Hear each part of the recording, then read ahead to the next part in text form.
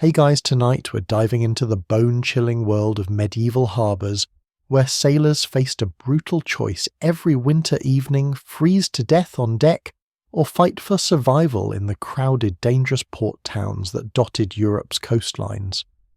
Picture this: you've just spent weeks battling Atlantic storms, your clothes are soaked through with salt spray, and now you're anchored in some godforsaken harbour, where the wind cuts through stone buildings like a knife. The temperature's dropping fast, ice is forming on the rigging, and you probably won't survive the night if you don't find warmth soon. So before you get comfortable, take a moment to like the video and subscribe, but only if you genuinely enjoy what I do here. Also drop a comment letting me know where you're listening from and what time it is there. I'm always amazed by how many of you are falling asleep to these stories all around the world. Now dim the lights, maybe turn on a fan for that soft background hum, and let's ease into tonight's journey together. You stumble off the gangplank onto the slick wooden dock, your sea legs still unsteady after weeks aboard ship. The harbour town spreads before you like a medieval maze.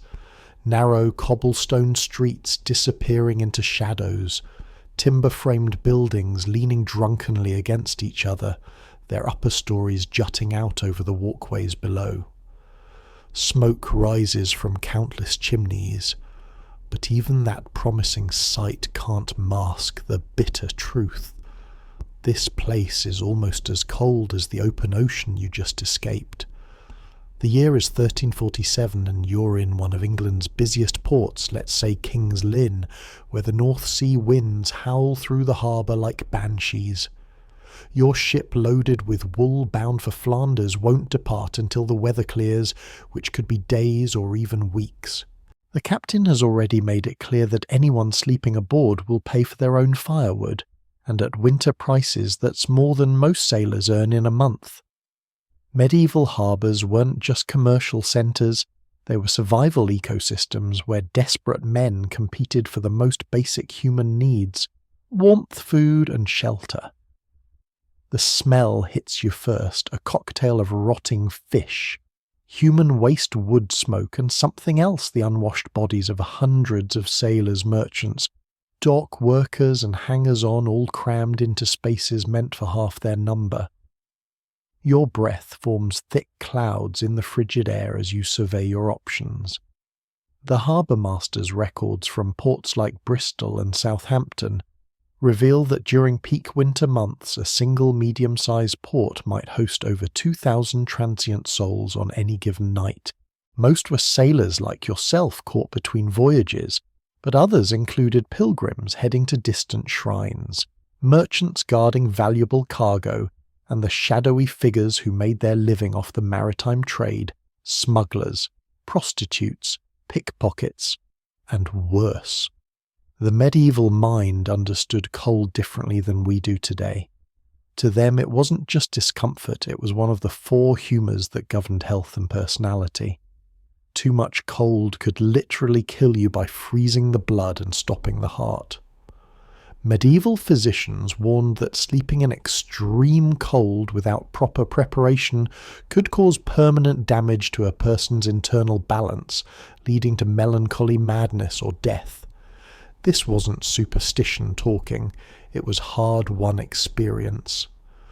Chronicles from the period are filled with accounts of sailors found frozen solid in harbour doorways, their bodies discovered by merchants opening shop at dawn. A Flemish chronicler wrote of finding 17 sailors dead in a single Bruges street after an exceptionally harsh February night in 1334, their faces blue as sapphires, their clothes stiff as armour. You can feel the cold creeping through your wool cloak already, and you've only been on land for minutes. Your feet, still damp from the ship's constantly wet deck, are beginning to lose sensation inside your leather boots.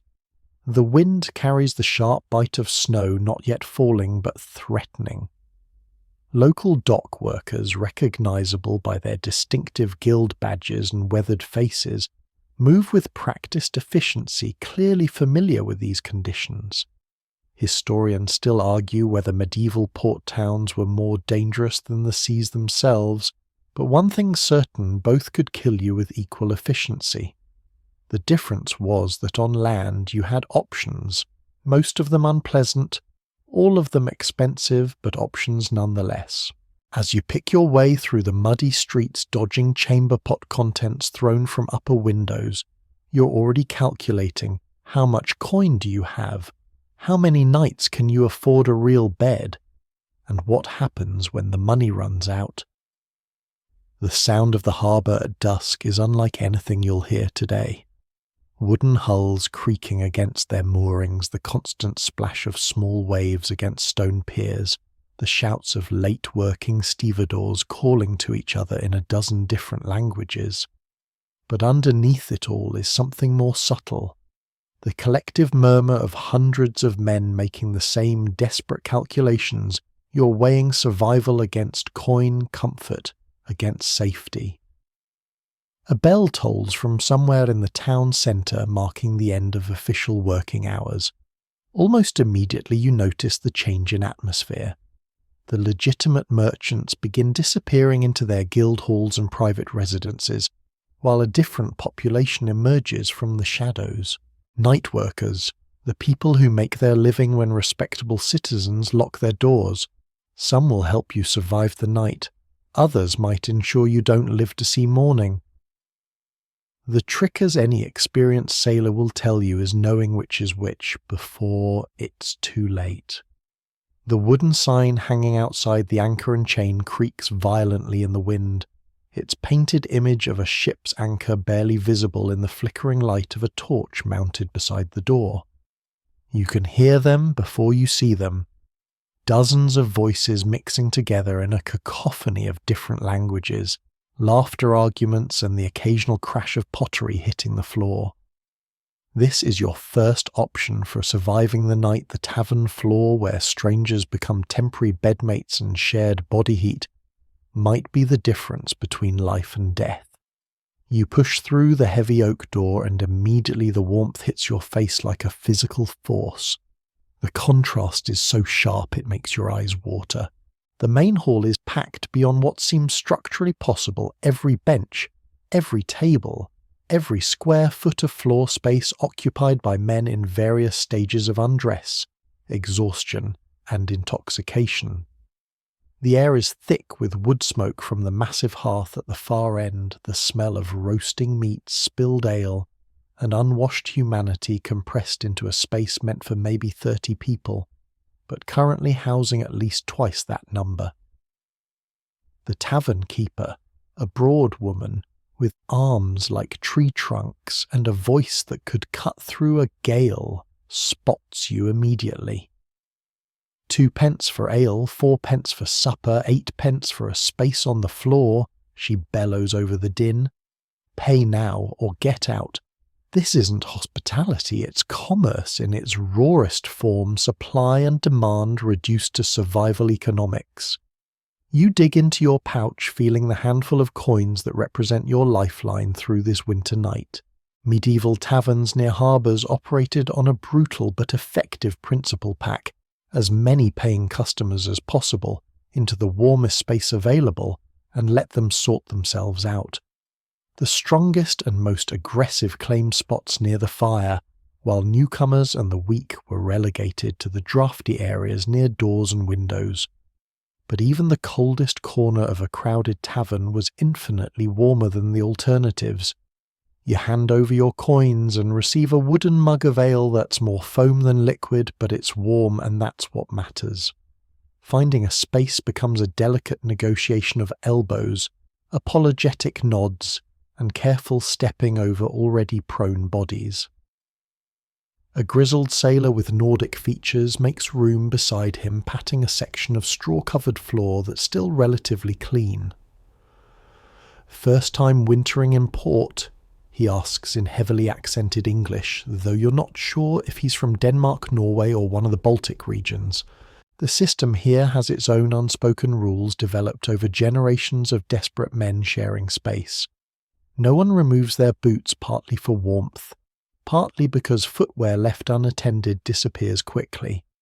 Men sleep fully clothed, often keeping their cloaks wrapped tightly around them. The few women present, mostly serving wenches and the occasional passenger, occupy a separate section near the kitchen guarded by the tavern keeper's husband and his cudgel. As the night deepens, the conversations grow quieter and the bodies press closer together. You find yourself between the Nordic sailor and a young man who might be Italian, judging by the rapid musical cadence of his prayers. The Italian boy, he can't be more than 16, is shivering despite the crowded warmth, clearly new to northern waters and unprepared for this kind of cold. Historians still debate exactly how these sleeping arrangements worked in terms of disease transmission and social dynamics. Some accounts suggest that experienced sailors formed temporary alliances, watching each other's belongings and sharing warmth strategically. Others describe a more chaotic free-for-all, where the strongest survived and the weak were literally pushed toward the colder edges of the room. The sensory experience is overwhelming. The scratch of straw poking through thin layers of clothing, the rhythmic snoring of exhausted men, the occasional argument in languages you don't recognize, and always the underlying scent of wet wool leather and bodies that haven't been properly washed in weeks or months. Someone nearby has removed their boots, and the smell adds another layer to the aromatic complexity of your temporary bedroom. Around midnight, when the tavern keeper finally banks the main fire and retires upstairs, the real test begins. The temperature starts dropping immediately, and you feel the collective shuffling as dozens of men unconsciously move closer to their neighbours. The Nordic sailor proves to be an excellent bedmate. His body radiates heat like a furnace, and his steady breathing suggests years of experience sleeping in conditions like these. The Italian boy, however, continues shivering, and you realise he might not make it through the night without help. This is where medieval maritime culture showed its most pragmatic side. Experienced sailors understood that letting a man freeze to death beside you wasn't just morally questionable, it was strategically stupid. A dead body loses heat quickly and could attract unwanted attention from authorities. More importantly, the sailor who died tonight might have been the one to pull you from the water next month. So you share your cloak with the Italian boy who mumbles grateful prayers in his native tongue, and gradually his shivering subsides. The floor beneath you is hard-packed earth, covered with straw that's seen better decades, but it's dry, and that makes all the difference. Through the shuttered windows you can hear the wind picking up outside, rattling the building's timbers, and reminding everyone inside how fortunate they are to have found this crowded, uncomfortable, overpriced refuge. The alternative, spending the night exposed to the elements, would have meant certain death for most of the men packed into this room. The alehouse closes its doors at midnight, but your ship beckons with a different kind of refuge, one that's technically free, but might cost you more than coin. You make your way back through the harbour's labyrinthine streets, past sleeping beggars huddled in doorways, and the occasional night watchman making his rounds with a guttering lantern. The gangplank creaks ominously under your weight as you board your vessel, and immediately you're struck by how much colder it feels here than on land. Below deck, the ship's hold has been transformed into an impromptu dormitory. Your fellow crew members have already staked out their territories using whatever materials they could scavenge: canvas sailcloth coils of rope spare sails, and the occasional stolen blanket from the captain's quarters. The hierarchy of the sea translates directly to sleeping arrangements. The bosun has claimed the drier spot near the main mast, while the newest hands are relegated to the areas closest to the hull, where condensation drips steadily and the cold seeps through the wooden planks like icy fingers. Medieval ships weren't designed for comfort during extended harbour stays. These vessels were built for speed cargo capacity and durability in rough seas, not for keeping crews warm during winter layovers. The hold of a typical merchant cog like the one you're currently calling home measures maybe 40 feet long by 12 feet wide, and it's supposed to house 20 to 30 men plus whatever cargo hasn't been unloaded. Tonight, with trade goods stacked along the sides, your sleeping space has been reduced to a narrow corridor down the centre barely 6 feet wide.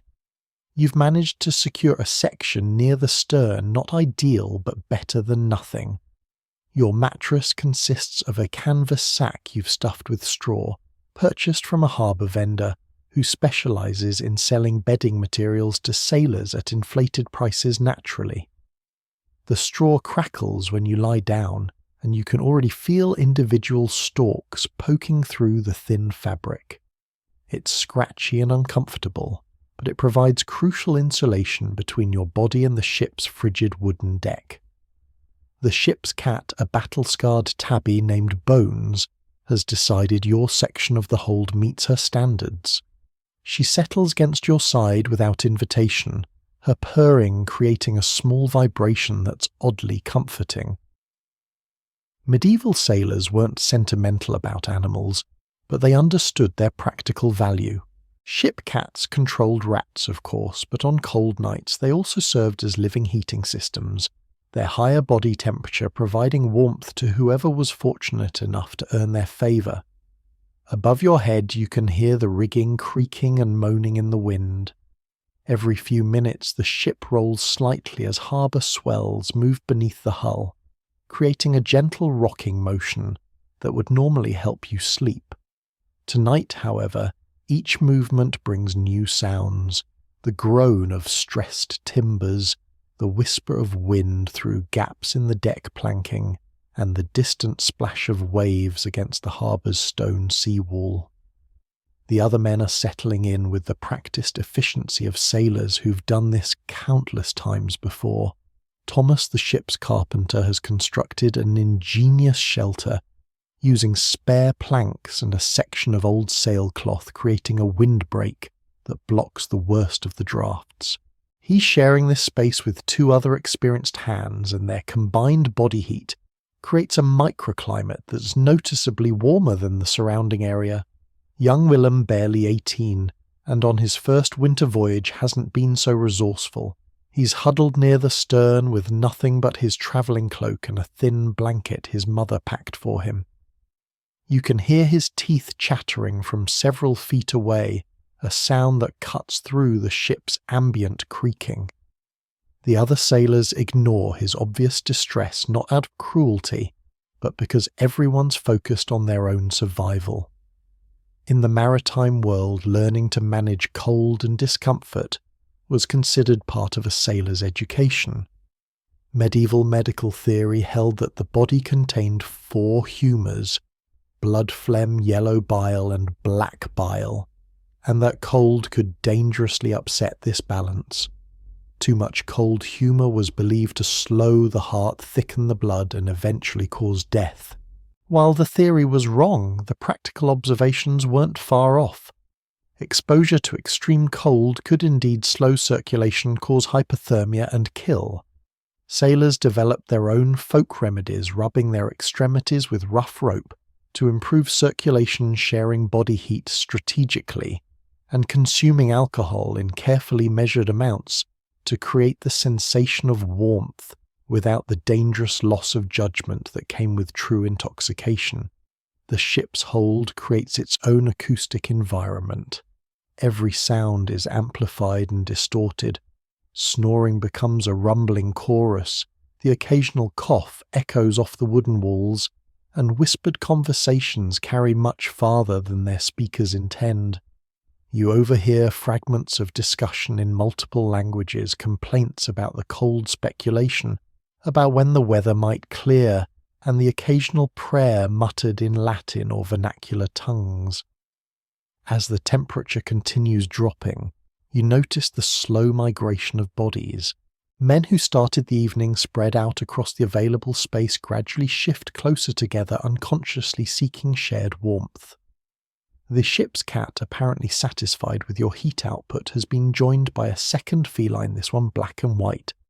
Together they create a furry barrier along your left side, their combined purring, creating a vibration you can feel through your ribs.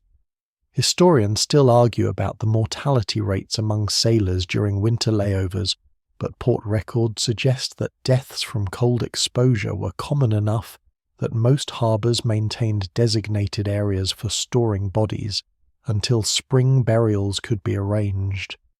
The frozen ground made digging graves impossible, so the dead were often stacked like cordwood in special storage buildings waiting for the thaw.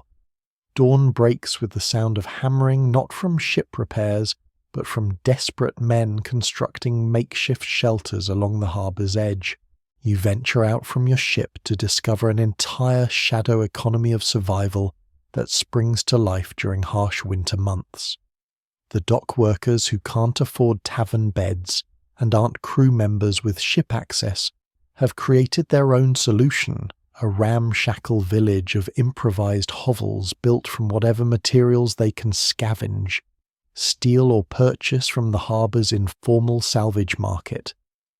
The structures are architectural marvels of desperation, walls made from driftwood planks held together with rope and tar roofs of overlapping sailcloth, weighed down with stones and ingenious windbreaks, constructed from overturned fishing boats, broken crates and canvas stretched between pier posts. Some are clearly temporary, thrown together for a single night's shelter. Others show signs of longer-term habitation with small improvements and modifications that suggest their builders expect to be here for weeks or months. One particularly impressive hovel catches your attention. Its builder, a weather-beaten man with the distinctive rope burns on his hands that mark him as a professional rigger, has created a multi-room structure using the hull of a wrecked fishing boat as the foundation. He's added walls of woven reeds and driftwood, covered the whole thing with layers of tarred canvas, and even installed a small chimney made from stacked clay pipes. Smoke rises from this chimney, indicating he's managed the seemingly impossible feat of maintaining a fire in a wooden structure without burning it down. The rigger notices your admiration and grins, revealing teeth stained brown by years of cheap tobacco. 3 winters I've been improving this palace, he says with obvious pride. Started with just the boat hull and a piece of sail. Now look at her waterproof, windproof, and warm enough to dry my clothes. He gestures toward a line strung inside his hovel, where wet garments steam gently in the heat from his small fire. Medieval dock workers represented the bottom tier of harbour society. Men who loaded and unloaded ships, repaired rigging, maintained piers, and performed the hundreds of small tasks that kept maritime commerce functioning. Unlike sailors who at least had ships for shelter, dock workers were entirely dependent on land-based accommodations. Those who couldn't afford tavern beds had to improvise, and their solutions reveal remarkable ingenuity born of necessity. The materials for these shelters came from everywhere. Broken barrels were disassembled for their wooden staves, which made excellent wool planks. Old fishing nets, no longer suitable for their original purpose, were repurposed as rope and binding material. Ships' discarded sailcloth, torn or rotted beyond repair, found new life as roofing material. Even broken pottery had value. Ceramic shards could be mortared together with mud and tar to create surprisingly effective walls. The harbour master's records from ports like London and Bristol show that these temporary settlements were officially discouraged, but unofficially tolerated. Port authorities understood that driving away the workers who kept their harbours functioning would be economically disastrous. As long as the hovels didn't block commercial traffic or present obvious fire hazards, they were generally ignored. Some harbours even designated specific areas for temporary construction, creating unofficial shanty towns that grew and shrank with the seasons. You watch a group of men working together to construct what appears to be a communal shelter. Their leader, distinguished by a leather apron that marks him as a carpenter, directs the placement of wooden posts while others stretch canvas between them. This isn't individual desperation, it's organized cooperation with each man contributing materials, labor, or coin, according to his means. The finished structure will house 6 or 8 men sharing both the cost and the warmth. The social dynamics of these temporary settlements were complex. Hierarchies developed based on construction skill, available resources, and social connections. The man with the best-built hovel might rent space to others, creating a microeconomy within the larger survival system. Those with useful skills, carpenters, roofers, men experienced with waterproofing, found themselves in high demand. Others traded labor for shelter, spending their days improving someone else's hovel in exchange for a warm place to sleep.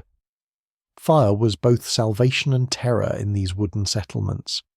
Every hovel needed heat to be habitable, but one carelessly tended flame could destroy dozens of structures and kill their occupants. Elaborate protocols developed around fire management. Designated fire wardens took turns staying awake throughout the night, watching for sparks or dangerous flare-ups. Buckets of sand and water were strategically positioned. Most importantly, fires were built in specific designs, small, contained, and never left unattended. The smell of these settlements was distinctive wood smoke, mixed with tar-wet canvas human bodies and the ever-present aroma of fish from the nearby docks.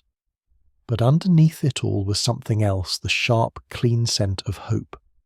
These weren't permanent slums, but temporary solutions built by men who expected their situations to improve. Come spring, most of these structures would be dismantled, their materials sold or repurposed, their builders moving on to ships or seasonal work inland. Historians still debate whether these harbour shanty towns were primarily medieval phenomena or if they persisted into later periods. Archaeological evidence is limited because the structures were designed to be temporary. However, legal records from various ports mention unauthorized construction and removal of vagrant shelters, suggesting these settlements were common enough to attract official attention. As night approaches, you see the settlement coming alive with small domestic routines. Men tend their fires, prepare simple meals from whatever food they've managed to acquire, and begin the careful process of arranging sleeping spaces for maximum warmth and minimum vulnerability. The rigger with the impressive hovel has visitors, other workers paying him small amounts of coin for the privilege of sleeping near his fire. The bells of St. Nicholas Chapel ring out across the harbour, their bronze voices cutting through the winter wind with a message of both spiritual comfort and practical salvation. Medieval monastery and religious houses near ports weren't just centres of worship. They were the closest thing to luxury accommodations that most sailors could ever hope to experience. If you had coin connections or could convince the brothers of your pious intentions, monastery guest halls offered heated rooms, clean beds, and meals that didn't taste like they'd been scraped from a ship's bottom. You approached the imposing stone walls of St. Bartholomew's Priory, where a small door marked with a carved fish, the symbol indicating accommodation for travellers, stands slightly ajar despite the late hour.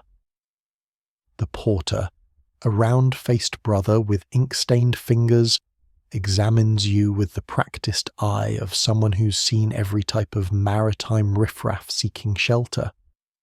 "Can you pay?" he asks without preamble. 2 shillings for a bed in the guest hall includes morning bread and ale.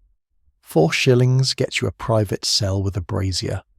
4 shillings, nearly a month's wages for a common sailor, but the warmth radiating from the open door makes the expense seem almost reasonable. Medieval religious houses operated sophisticated hospitality systems, balancing Christian charity with economic necessity. The wealthiest travellers got private rooms with fires, while those of modest means shared dormitory-style accommodations.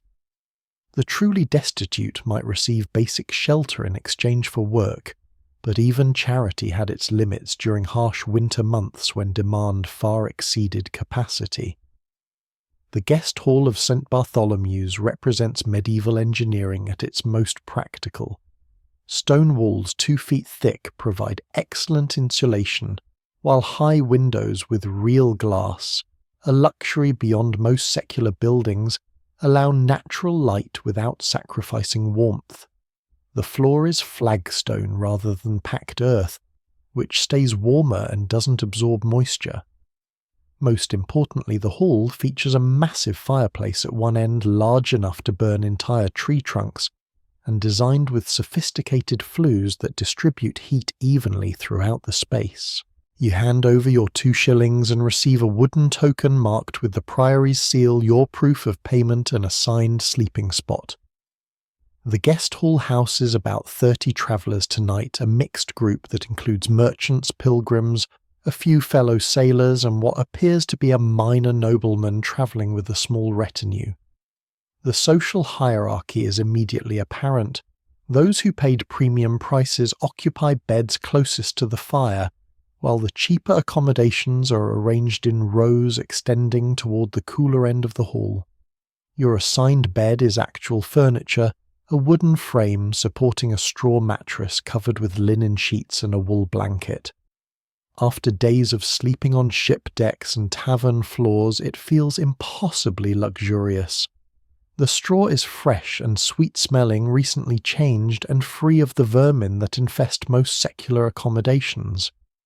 The wool blanket, though coarse, is clean and thick enough to provide real warmth.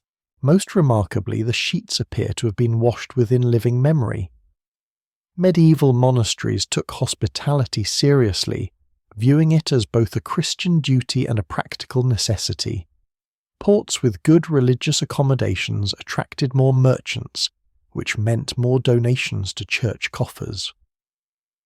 The brothers of St. Bartholomew's have perfected their system over generations. Comfortable beds ensure satisfied customers, while reasonable prices guarantee steady occupancy during the winter months when travellers are most desperate for quality shelter. The evening routine in the guest hall follows monastic rhythms.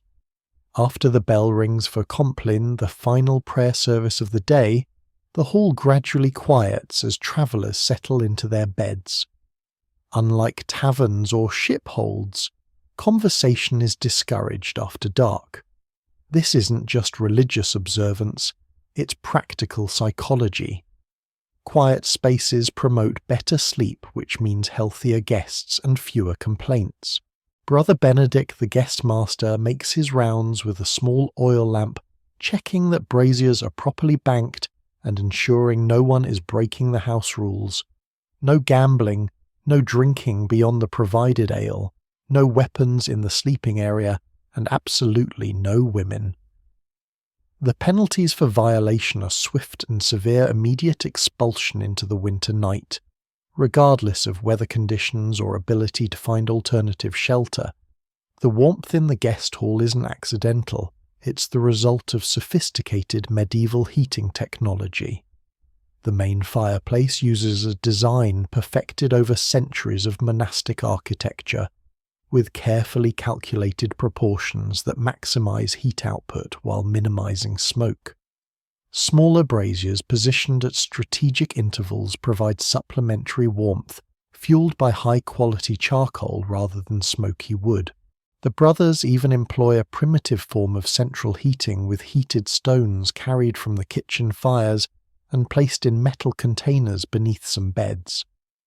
As you settle into your bed, you notice details that highlight the difference between religious and secular accommodations.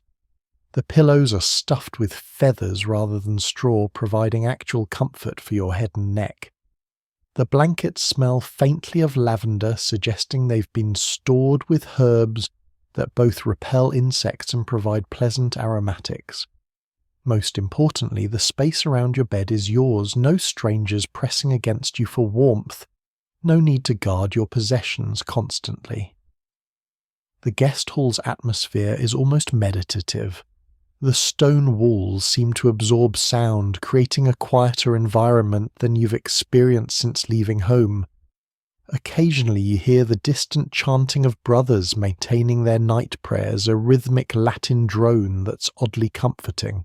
Outside, the wind continues howling, but inside these walls it becomes merely background noise rather than a constant reminder of mortal danger. Historians still debate how accessible monastic hospitality was to common sailors, with some arguing that religious houses primarily served wealthy merchants and nobles. However, account books from various priories show regular income from mariners and shipmen, suggesting that ordinary sailors could and did pay for monastery accommodation when they could afford it. The cost was significant but not impossible, roughly equivalent to a sailor's earnings from a short coastal voyage. For many, spending those earnings on a few nights of genuine comfort and safety was considered a worthwhile investment in their health and sanity.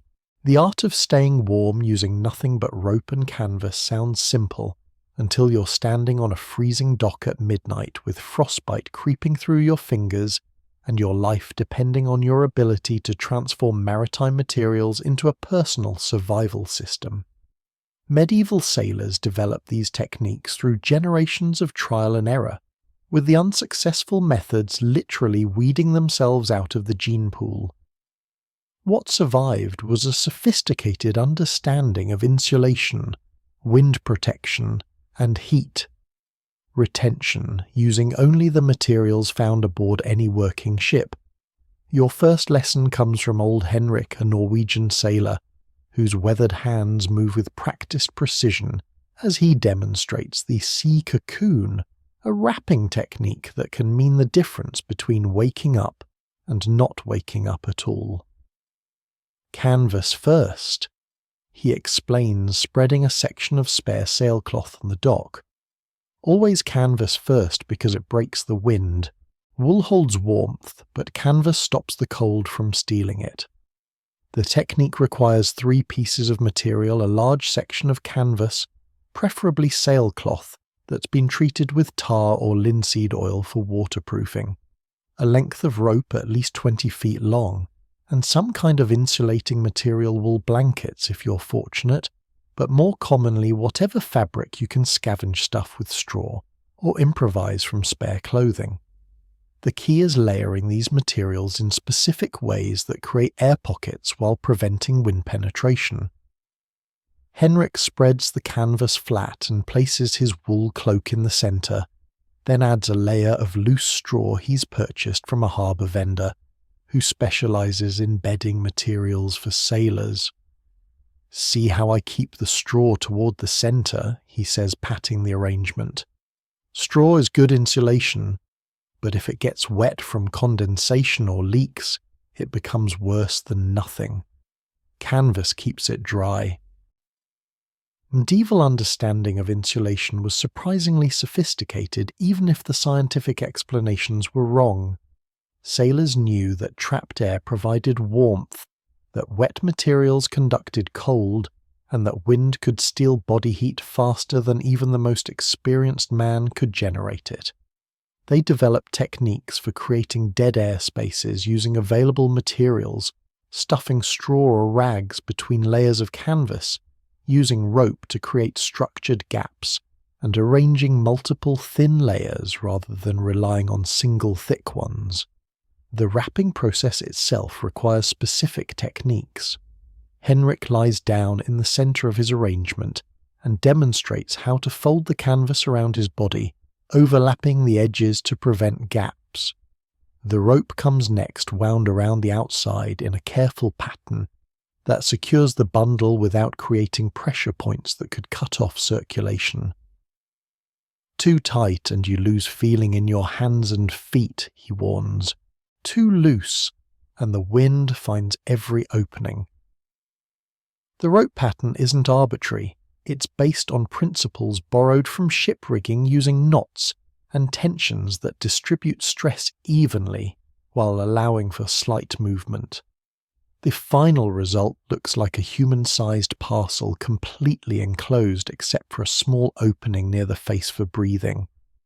From the outside you appear to be nothing more than a bundle of ship's goods, which provides an additional layer of protection from thieves who might otherwise target sleeping sailors. Inside your canvas cocoon, the sensory experience is remarkable. The wind which moments before was cutting through your clothing like knives becomes a distant whisper. Your body heat, instead of being stolen by every breeze, begins accumulating in the trapped air around you. The canvas develops its own microclimate warmed by your breath, and body temperature insulated by whatever materials you've managed to gather. The technique has variations depending on available materials and specific circumstances. Sailors sleeping on wooden decks learn to place canvas beneath their bodies as well as around them, creating a barrier against the cold conducting wood. Those forced to sleep on stone or bare ground developed methods for using rope to create a raised platform, lifting their bodies away from surfaces that could drain warmth through direct contact. Maritime records from various ports describe the effectiveness of these techniques with almost clinical precision. A Flemish chronicler noted that sailors using proper canvas wrapping survived nights that killed less prepared men sleeping in supposedly superior accommodations. Venetian port authorities reported lower mortality rates among northern European sailors, attributing their survival to superior cold weather techniques learned in harsher climates. The psychological aspect of the canvas cocoon is as important as its physical properties.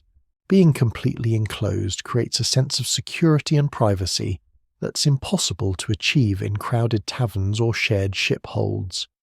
You can't see potential threats, but they also can't easily identify you as a target. The rhythmic sound of your own breathing, amplified within the canvas enclosure, becomes a meditative focus that helps calm the anxiety that comes with sleeping in dangerous, unfamiliar places. Historians still argue about how widely these techniques were known versus jealously guarded trade secrets. Some evidence suggests experienced sailors taught wrapping methods to younger crew members as part of their maritime education. Other accounts describe techniques being closely held by specific regional groups, Norwegian sailors keeping their methods secret from Danish competitors, Flemish mariners refusing to share techniques with English rivals. The morning unwrapping process requires as much care as the initial construction.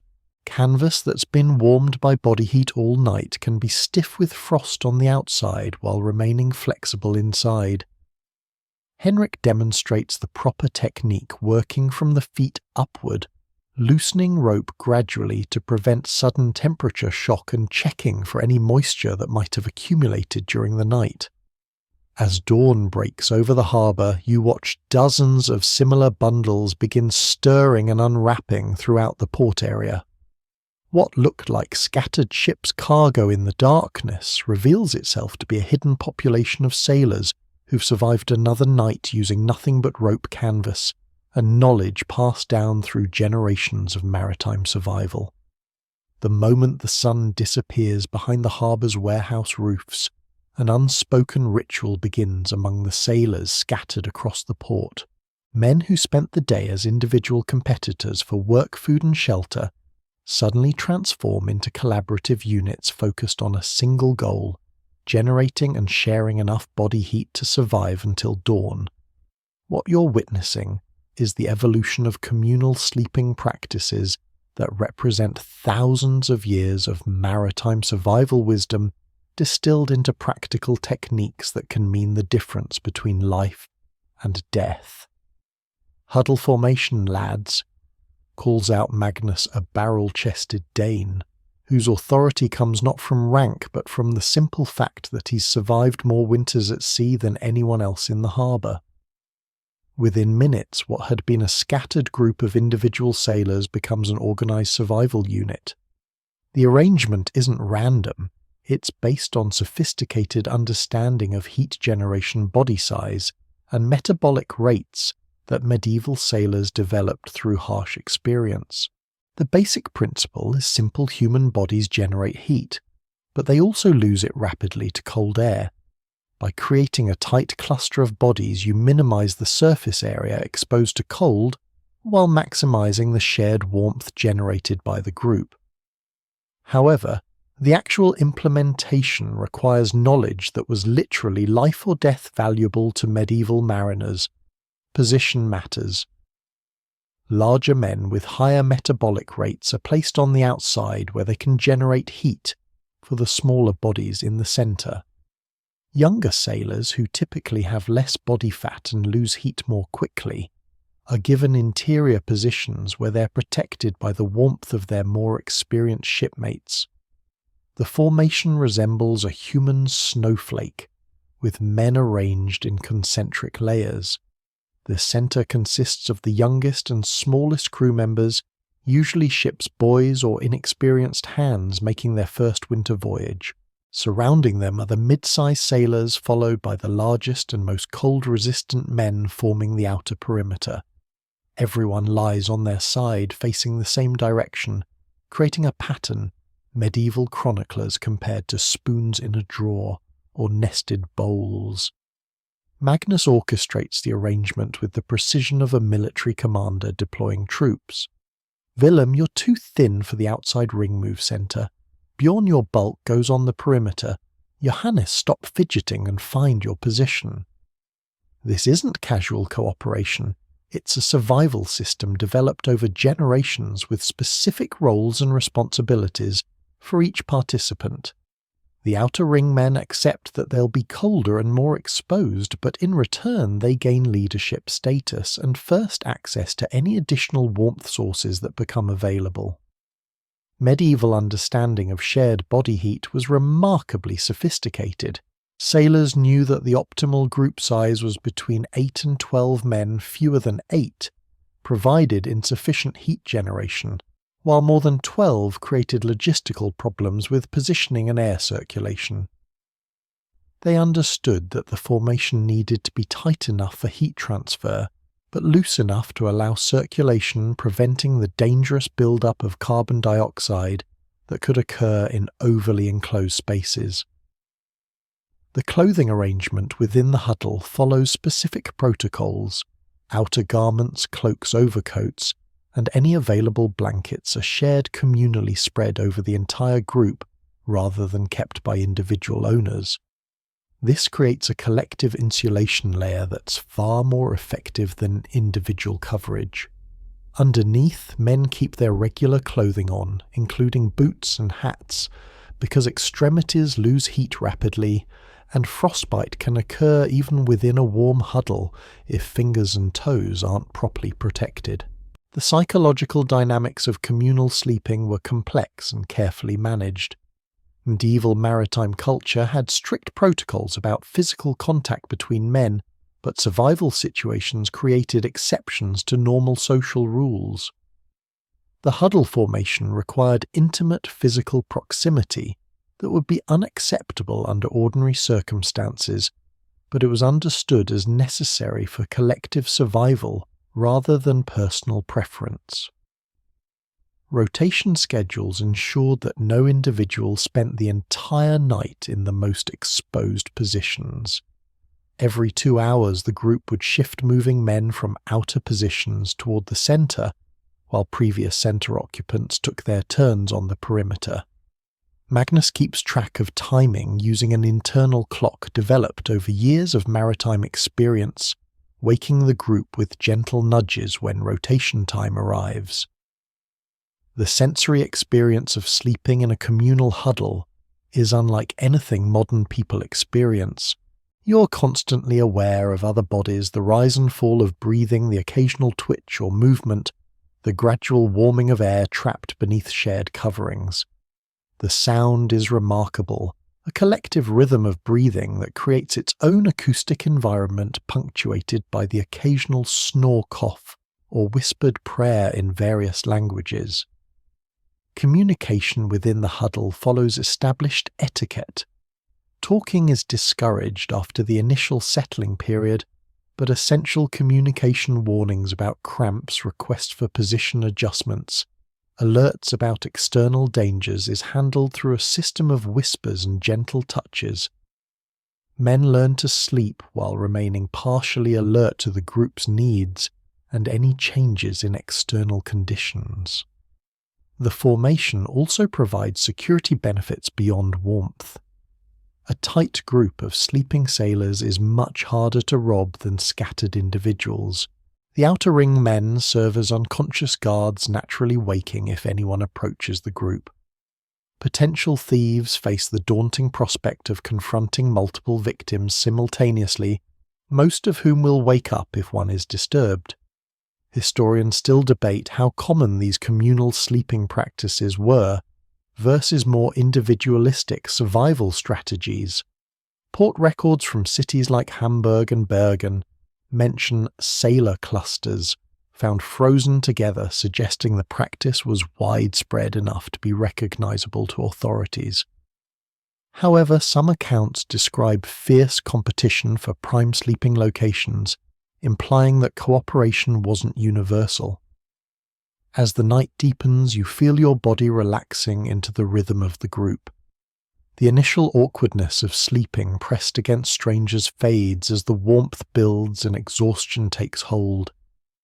Magnus's steady breathing near your left shoulder becomes as comforting as the sound of waves against a ship's hull.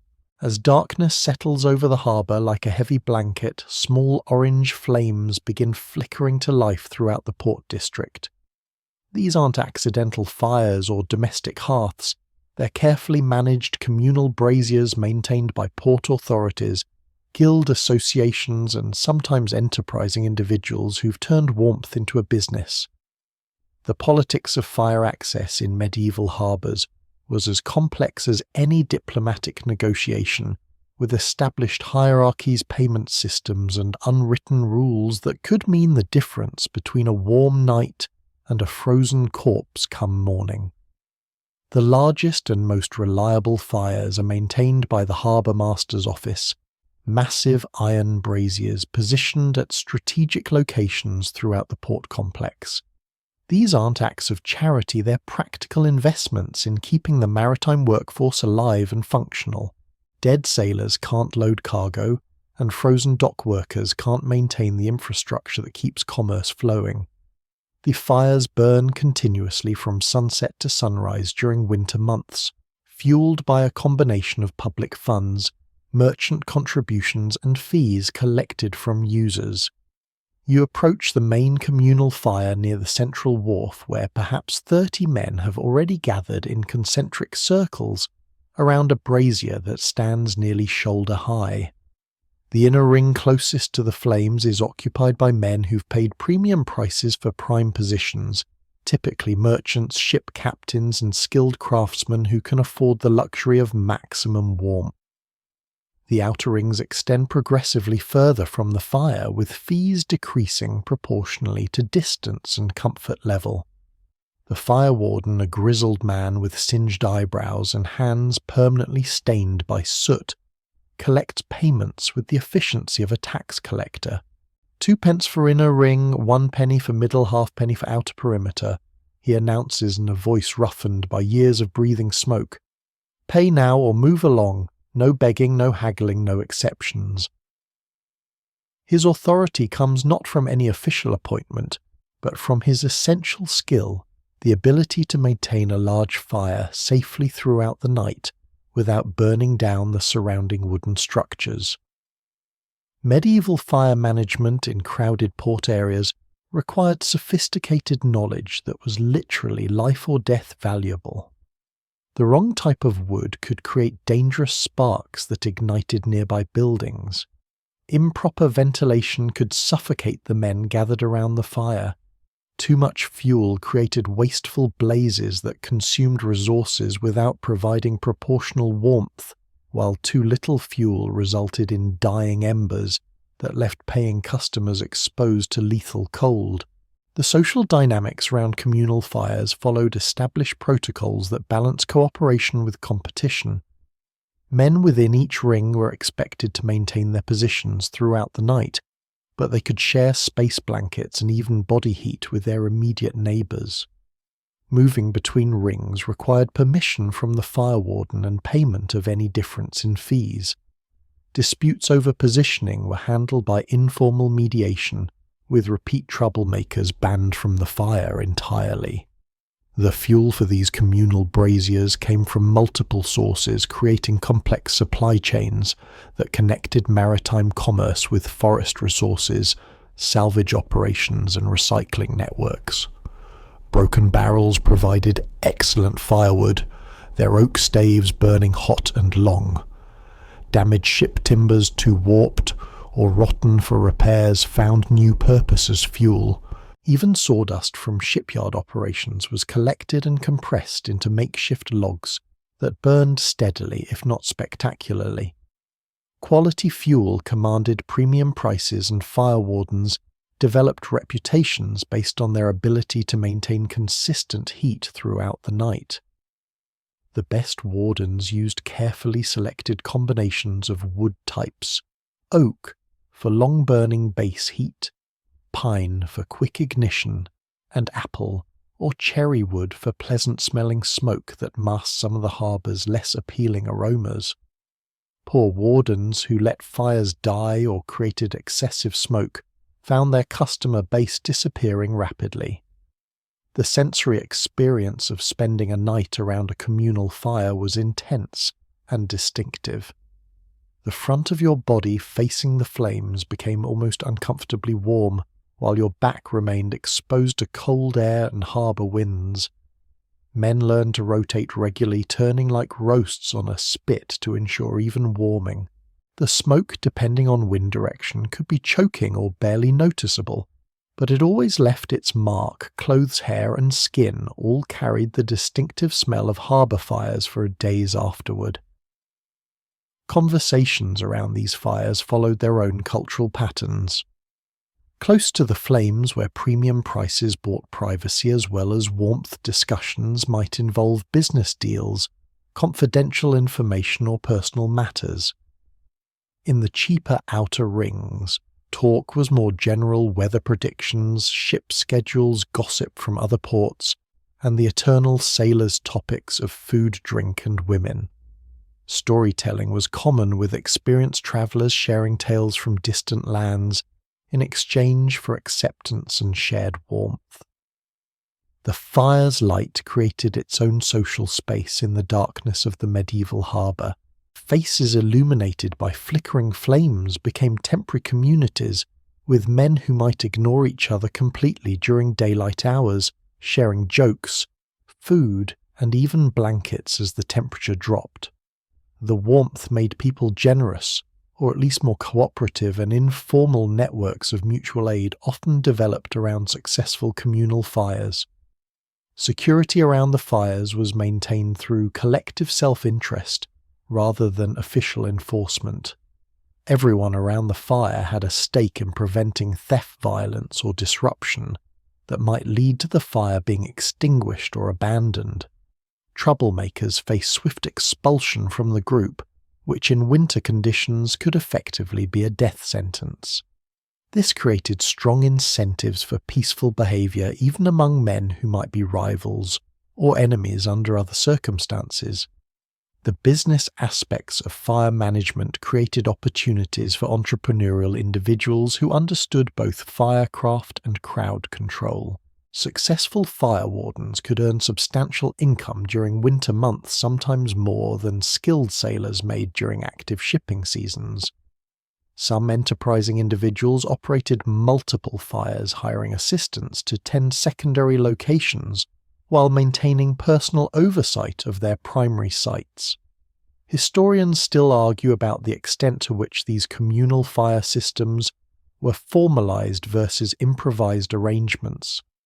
Some port cities definitely had official regulations governing public fires, while others left fire management entirely to private initiative and market forces. The morning ritual of dressing for cold weather survival begins before dawn, when experienced sailors start the careful process of layering wool, leather, and fat-based preparations that will determine whether they survive another day in the brutal harbour environment. Medieval sailors didn't have synthetic fabrics. Modern insulation or waterproof materials, what they had was centuries of accumulated knowledge about natural materials and their properties, combined with folk wisdom about how to prepare the human body to resist cold wind and wet conditions that could kill in hours. Your first lesson in cold weather clothing comes from watching Eric the Tall, a veteran sailor from the Baltic regions where winter preparation isn't optional, it's a matter of survival. Wool next to skin, he explains, pulling on a tunic made from coarsely woven sheep's wool that looks scratchy enough to sandwood. Not linen, not cotton if you can find it wool. Wet wool still keeps you warm. Wet linen kills you.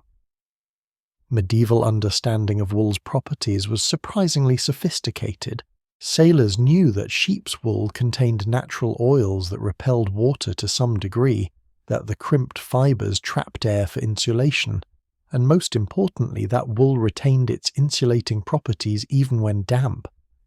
This knowledge was literally life-saving for men who might spend days in conditions where staying completely dry was impossible.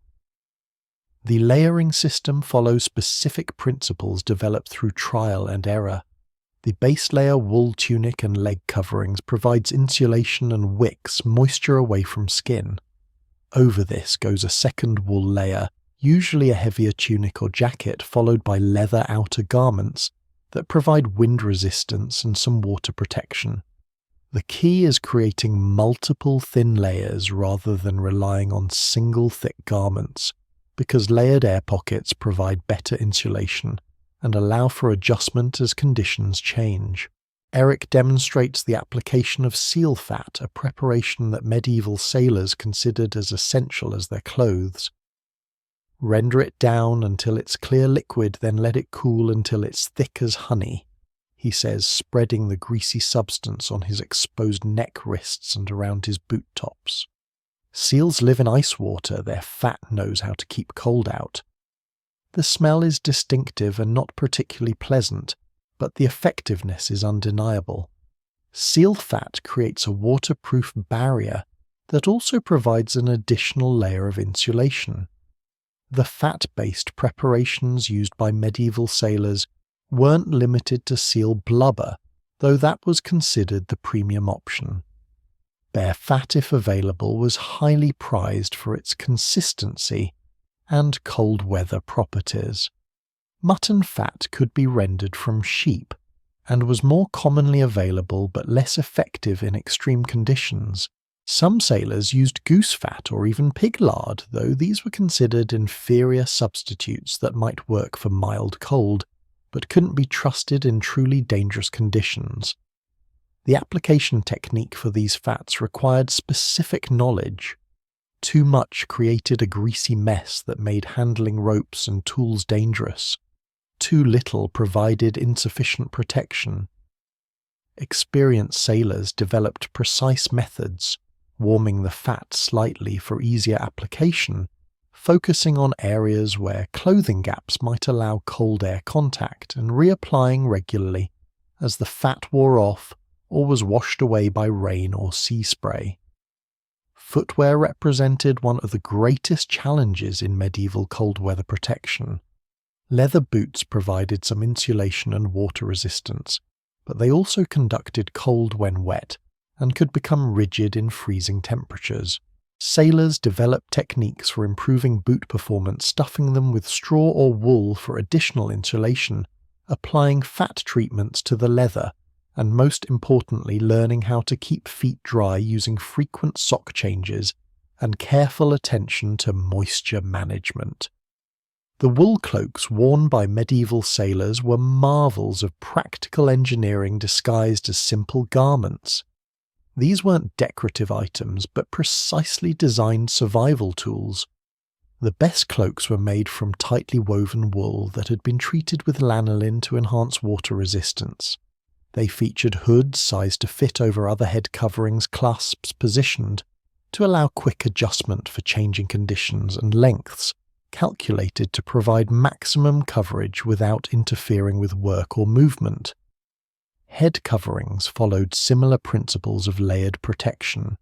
A wool cap worn next to the scalp provided insulation, while a larger hood protected against wind and rain. Many sailors wore multiple caps of different sizes, creating air pockets around the head and neck. The ears particularly vulnerable to frostbite received special attention. Some sailors used wool plugs or wrapped their ears with strips of fat-treated cloth. Gloves presented a dilemma for working sailors. Hands needed protection from cold, but most medieval gloves made rope work impossible. Experienced sailors developed compromise solutions, fingerless gloves that protected palms and wrists while leaving fingers free for detailed work, or full gloves that could be quickly removed when precision was required. Some used a rotation system, keeping one hand gloved while working with the other, then switching when the exposed hand became too cold. The maintenance of cold weather clothing required constant attention. Wool needed regular cleaning to maintain its insulating properties, but washing removed natural oils that provided water resistance. Sailors developed techniques for cleaning wool without destroying its protective qualities, using minimal water-specific soaps made from plant materials and careful drying methods that preserved the wool's structure. Leather garments required different care, including regular applications of fat or oil to maintain flexibility and water resistance. Sailors learned to recognize the signs of leather degradation, cracking, stiffening, or loss of water resistance, and developed field repair techniques using available materials like sailmakers' thread patches, cut from damaged items, and improvised waterproofing compounds. The economics of cold weather clothing created complex markets within harbour communities. Quality wool garments commanded high prices, but they also retained value well, and could be traded, sold, or inherited. Sailors developed networks for sharing, borrowing, and exchanging clothing items based on changing needs, ship assignments, and seasonal requirements. Historians still debate how effective these medieval cold weather systems were compared to modern alternatives, but survival rates among experienced sailors suggest the techniques worked well enough to sustain maritime commerce even during the harshest medieval winters. The heavy wooden door of the sailor's rest swings open with a blast of warm ale-scented air that hits your frozen face like a physical embrace. Inside, the scene resembles something between a refugee camp and a drunken celebration, every available surface occupied by men in various states of exhaustion, inebriation, and desperation. This isn't your typical tavern. It's a survival depot where the primary commodity isn't entertainment, but the simple promise of not freezing to death before morning. When temperatures drop to truly dangerous levels, these drinking establishments transform from mere businesses into literal life-saving stations. The proprietor, a woman whose impressive girth suggests she's never missed a meal in her life, surveys the crowded room with the calculating eye of someone who understands supply and demand in its most fundamental form.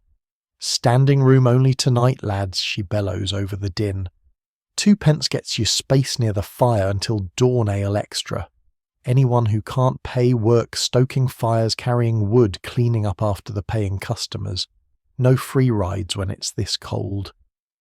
Medieval alehouses during extreme weather operated under different rules than normal commercial establishments.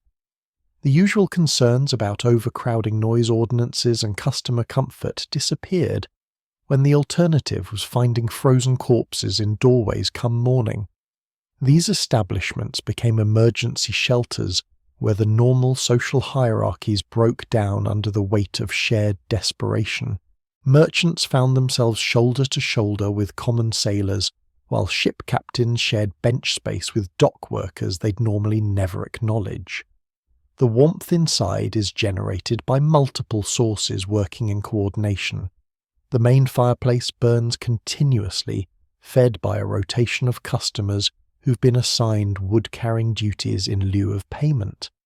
Smaller braziers positioned throughout the room provide supplementary heat, while the simple presence of so many bodies creates its own warming effect. The proprietress has also employed a clever trick. Heated stones from the kitchen hearth are placed in iron buckets throughout the room, radiating warmth while adding humidity to air that would otherwise be painfully dry. You find a spot wedged between a Flemish merchant who smells like expensive spices and a young sailor who can't be more than 15 and is clearly terrified by his first encounter with truly dangerous cold. The merchant has paid for ale, but he's nursing it slowly, making each mug last as long as possible. The young sailor has no coin at all and has been assigned the task of maintaining the fire in exchange for his spot near its warmth. His hands are red and raw from handling rough firewood, but his eyes show relief at being inside and alive. The social dynamics in these emergency shelters followed their own unwritten rules. Men who could afford to pay were expected to do so, but those without money weren't automatically excluded if they could contribute labour or skills. The young sailor tends the fire. An older man with carpenter's skills repairs damaged shutters that are letting in cold drafts, and a group of dock workers take turns carrying water from the well outside. Everyone contributes something because everyone understands that the alternative to cooperation is collective death. All houses during extreme weather served food that was designed more for warming than taste. Hot porridge made from whatever grains were available, often flavoured with scraps of meat or fat. Thick broths created from bones, vegetables, and anything else that could be thrown into a pot and boiled. Most importantly, hot ale, not the room temperature brew served during normal times, but ale that had been heated over the fire until it steamed, sometimes mixed with spices or honey, if the establishment could afford such luxuries. The hot ale served multiple purposes beyond simple nutrition. The alcohol provided the sensation of warmth and helped men relax enough to sleep, despite the crowded, uncomfortable conditions. The liquid helped prevent dehydration, which could be as dangerous as cold exposure during long winter nights. Most importantly, the act of sharing warm drinks created social bonds that encouraged cooperation and mutual aid among strangers who might otherwise view each other as competitors for limited resources. Sleeping arrangements in overcrowded alehouses required negotiation skills that medieval sailors developed through necessity. The prime real estate spots directly in front of the main fire went to those who could afford premium prices or had essential skills like fire maintenance. Secondary positions near the smaller braziers commanded moderate fees, while the cheapest accommodations were along the walls where men could at least lean against something while sleeping upright. The sensory experience of spending a night in an overcrowded alehouse was overwhelming, but preferable to the alternative of freezing outdoors. The air was thick with smoke body odours, wet wool, and the various aromas of men who hadn't bathed in weeks or months. The noise was constant snoring, coughing, muttered conversations in multiple languages, and the occasional argument over space or resources. But underneath it all was the comforting crackle of fires and the knowledge that collective warmth was keeping everyone alive. The proprietress maintained order through a combination of practical psychology and physical deterrent. She employed 2 large men whose primary job was ejecting troublemakers into the winter night, a punishment that could be fatal and therefore served as an effective deterrent to disruption. More importantly, she understood that most conflicts arose from desperation rather than malice, and she often diffused tensions by redistributing resources or adjusting sleeping arrangements to accommodate everyone's basic needs. The economics of emergency shelter created opportunities for entrepreneurial individuals who could organize and manage large groups under extreme conditions. Successful alehouse proprietors during harsh winters often earned more in a few weeks than they made during entire normal seasons. However, the risks were equally high. A fire that got out of control could destroy not only the building, but kill dozens of customers, creating legal and financial liabilities that could ruin even successful operators. Historians still argue about the mortality rates in these overcrowded emergency shelters versus the death rates among people who attempted to survive harsh weather in less crowded accommodations. The evidence suggests that while conditions in packed alehouses were uncomfortable and sometimes dangerous, they were significantly safer than the alternatives available to men without other resources. The first time you witness a seasoned sailor sharing his sleeping space with a ship's cat, the arrangement might seem quaint, perhaps even comical. But as the temperature drops and you feel the bite of harbour wind cutting through your heaviest cloak, you begin to understand that these feline partnerships represent sophisticated survival strategies developed over centuries of maritime experience. Medieval ships carried cats for practical reasons, rat control primarily, but during winter layovers in harsh harbours, these animals became something far more valuable, living, breathing, purring heating systems that could mean the difference between waking up and not waking up at all. Magnus, the grizzled Danish sailor you met earlier, demonstrates the proper technique for cat cooperation, as he calls it, with typical maritime directness. 2 cats have chosen him as their preferred human soot, a battle-scarred black Tom with one ear missing, and Whiskers, a smaller tabby female who appears to be pregnant. Cats know cold better than most sailors, Magnus explains as he settles into his sleeping spot. Their body temperature runs higher than ours, about what we'd call a mild fever.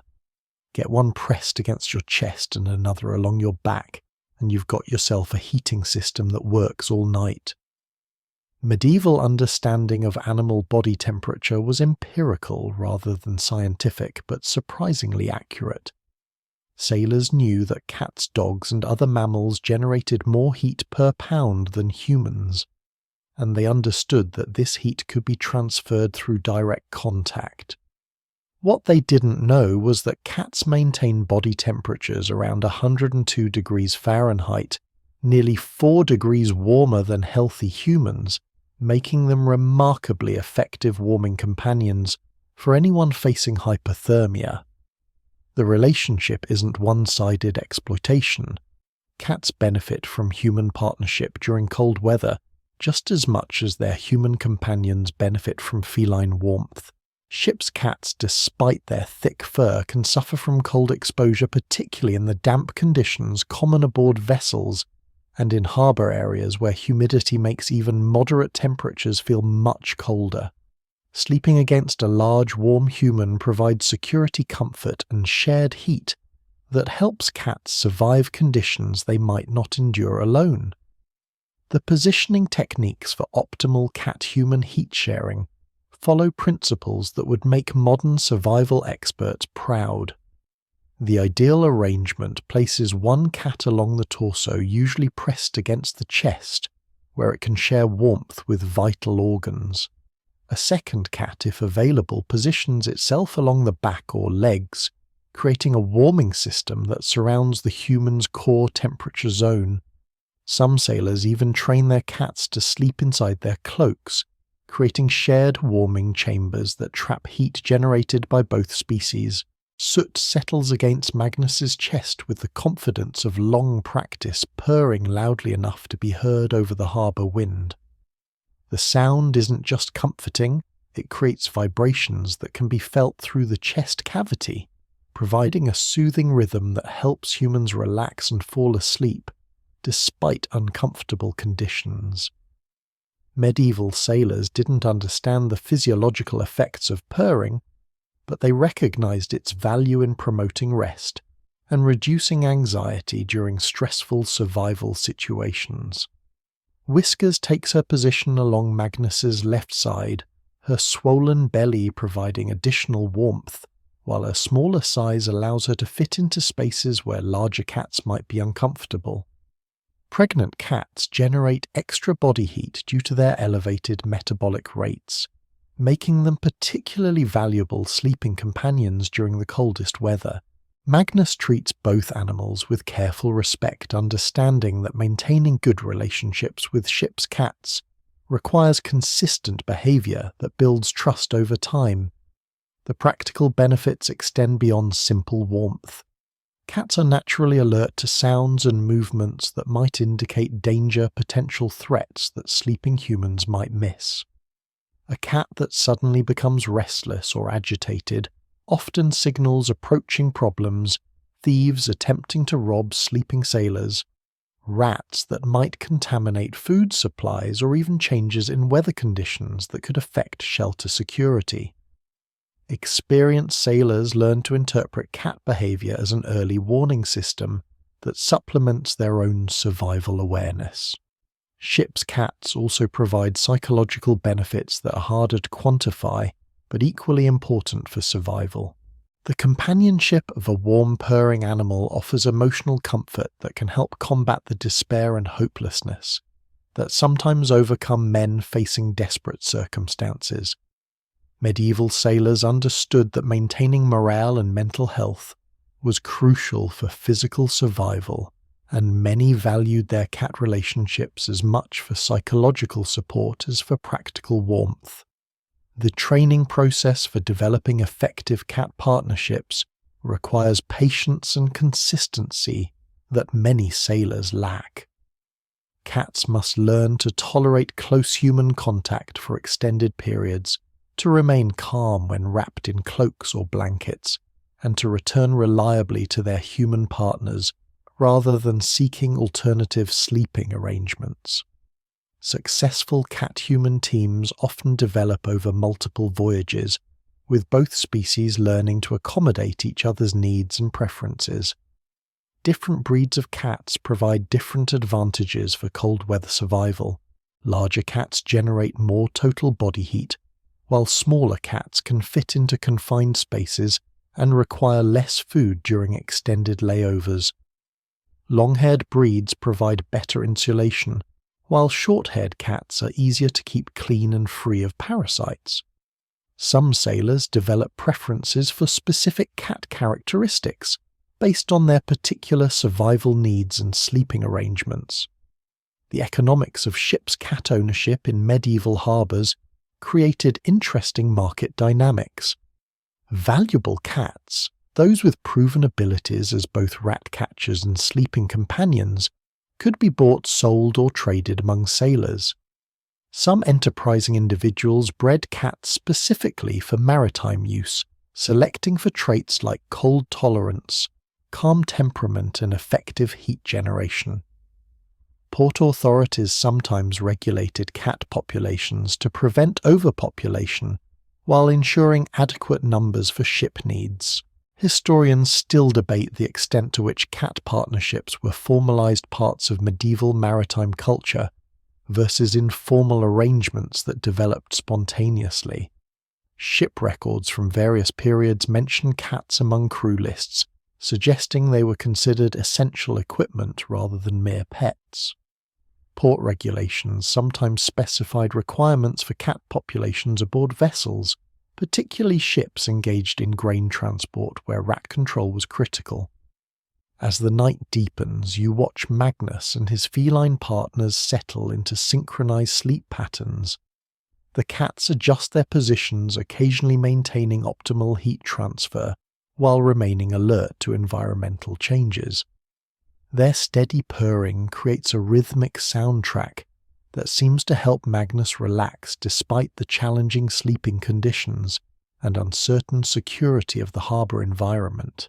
The cargo hold of your ship transforms into an elaborate puzzle at nightfall, as experienced sailors demonstrate the art of strategic positioning among trade goods to maximize warmth, while avoiding the numerous hazards that come with sleeping surrounded by potentially dangerous or unstable merchandise.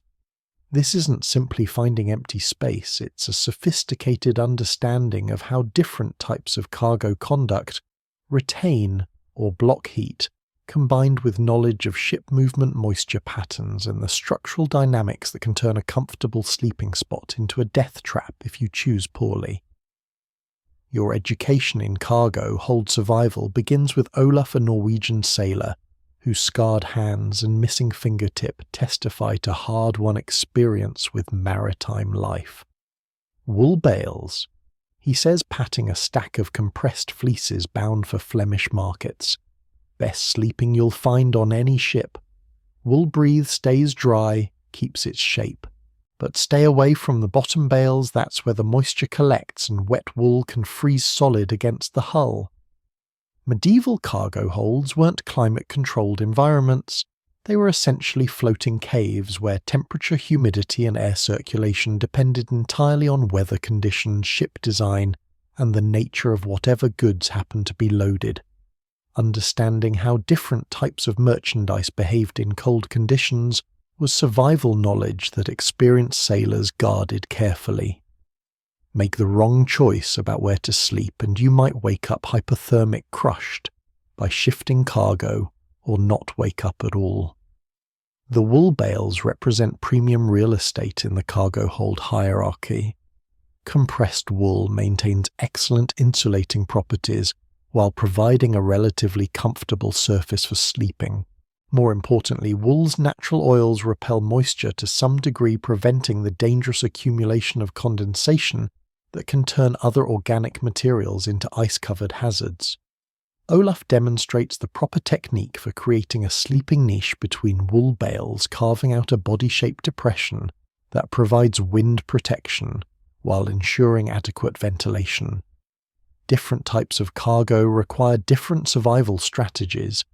Grain sacks common on ships trading between agricultural regions and urban markets can provide decent insulation if they're dry, but they're prone to moisture absorption that makes them dangerously cold in freezing conditions. Olaf points to a stack of grain sacks near the ship's stern. Barley and oats stay warmer than wheat, he explains. Coarser grains trap more air, but if those sacks get wet, they'll freeze harder than stone. I've seen men wake up with frostbite from sleeping against frozen grain. Metal goods, iron tools, weapons or ingots represent the most dangerous sleeping companions in cold conditions. Metal conducts heat away from the body so efficiently that direct contact can cause frostbite in minutes. However, experienced sailors know how to use metal cargo strategically. Large iron items can be warmed during the day by positioning them near any available heat sources, then used as warming stones during the early part of the night before they cool to dangerous temperatures. Wooden cargo presents its own challenges and opportunities. Rough-hewn timber common on ships carrying construction materials or fuel provides excellent wind protection and doesn't conduct heat as dangerously as metal. However, wooden cargo can shift during ship movement, creating crushing hazards for anyone sleeping too close. Olaf shows you the safety techniques. Always sleep parallel to wooden stacks rather than beneath them. Leave clear escape routes and position yourself where shifting cargo will slide away from rather than toward your sleeping area. Textile cargo beyond wool requires careful evaluation. Linen, cotton and hemp fabrics can provide some insulation, but they lack wool's natural water resistance and heat retention properties. Silk, when available, offers excellent insulation per weight, but is usually too valuable for sailors to use casually. Leather goods occupy a middle ground. They provide decent wind protection and moderate insulation, but they can become rigid in extreme cold, creating uncomfortable sleeping surfaces. The ship's movement during harbour stays affects cargo positioning in ways that landlubbers never consider. Even anchored vessels move with tides, wind and wave action. Cargo that seems stable during calm conditions can shift dramatically when weather changes. Experienced sailors learn to read the signs of impending cargo movement. Creaking sounds that indicate shifting weight changes in the ship's angle that suggest loading imbalances and the subtle vibrations that precede major cargo shifts. Moisture management in cargo holds requires constant vigilance during cold weather. Condensation forms wherever warm air meets cold surfaces, and in a cargo hold that can be almost everywhere. Water condensing on the hull drips onto cargo, creating wet spots that freeze in extreme cold. Sailors develop techniques for identifying and avoiding these moisture traps, feeling for dampness before settling in, recognizing the signs of condensation accumulation, and understanding how ship ventilation affects humidity distribution. The strategic positioning of sleeping areas takes into account multiple factors beyond simple warmth. Proximity to potential heat sources areas near the ship's galley or any maintained fires provides obvious advantages, but also increases risks from smoke sparks or accidental fires. Distance from the ship's pumps and waste disposal areas prevents contamination but might mean accepting colder conditions. Access to fresh air circulation prevents suffocation but allows cold drafts. Cargo security adds another layer of complexity to sleeping arrangements. Valuable goods attract thieves, and sleeping near high-value cargo can make you a target for robbery or worse. Conversely, some cargo provides natural security. Sleeping among iron weapons or tools can deter thieves while providing some protection for your own possessions. Experienced sailors learn to balance personal safety against sleeping comfort and cargo accessibility. The social dynamics of cargo hold sleeping involve informal territorial negotiations among crew members. Senior sailors often claim the best spots based on experience and shipboard hierarchy, while newer hands accept whatever locations remain available. However, extreme cold can break down normal social barriers, leading to cooperation and space sharing that wouldn't occur under ordinary circumstances. Historians still debate how systematically medieval sailors approached cargo hold sleeping arrangements versus making spontaneous decisions based on immediate circumstances. Ship manifests and crew records suggest that experienced sailors often specialized in particular types of cargo, partly because they understood how to live safely among specific merchandise types during extended voyages and layovers. The harbour watch begins at sunset when the last legitimate merchants disappear into their warm guild halls, and the night shift of guards takes responsibility for protecting cargo ships and the port's infrastructure from thieves, smugglers, and the various other predators who emerge after dark. These watchmen face a brutal dilemma. They must remain alert and mobile throughout the coldest hours of the night, walking exposed piers and monitoring vulnerable areas, while temperatures drop to levels that can kill stationary men in hours. Their survival depends on techniques developed over generations of night guards who learn to balance warmth with vigilance or died trying. You follow Willem the watchman on his rounds, observing the sophisticated system he's developed for surviving 12-hour shifts in conditions that would challenge even well-equipped modern personnel. Willem carries more than the usual complement of weapons and equipment. His survival gear includes a brazier pot filled with glowing charcoal, a thick wool cloak designed to shed rain and snow, and a leather satchel containing emergency supplies that represent years of hard-won experience with cold weather guard duty.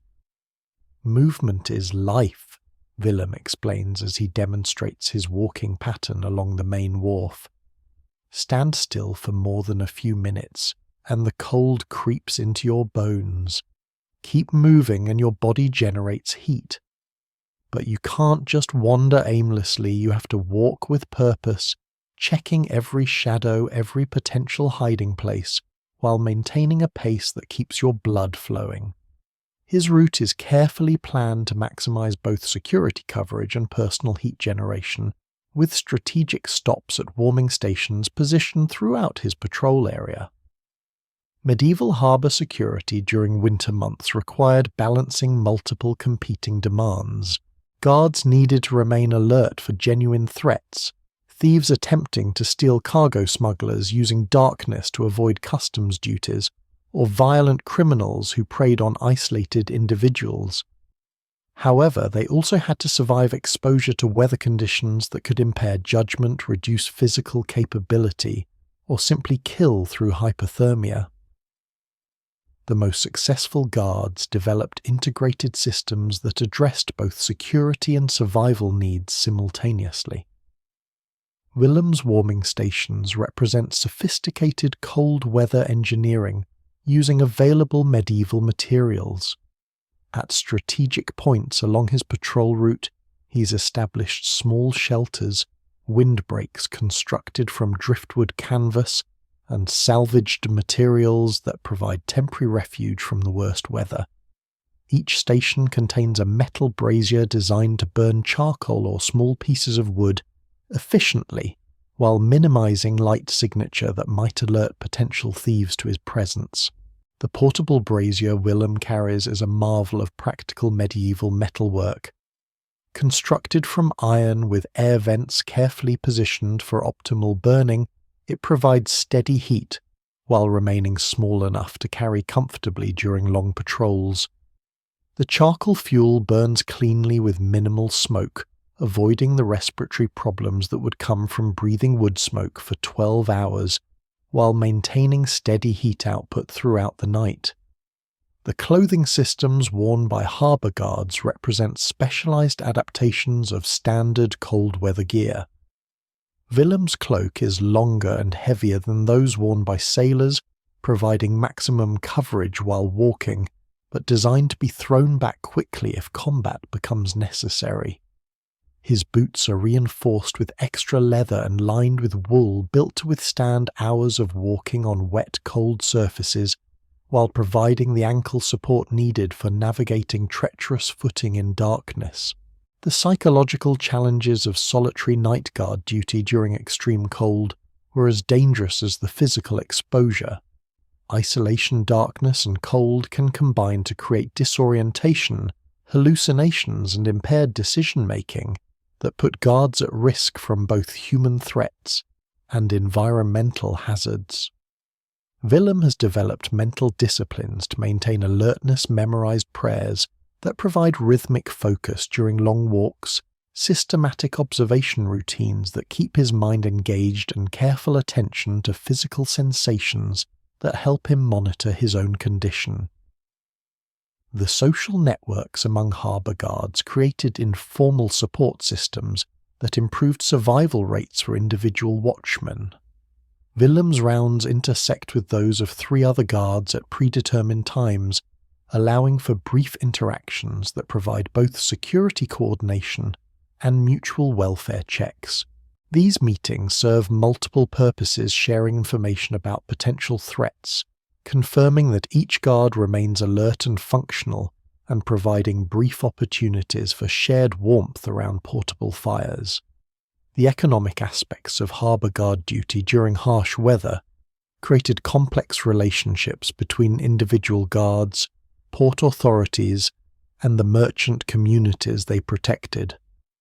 Guards were typically paid modest wages, supplemented by tips from grateful merchants, but extreme weather often meant longer hours, additional risks, and higher mortality rates that weren't reflected in compensation.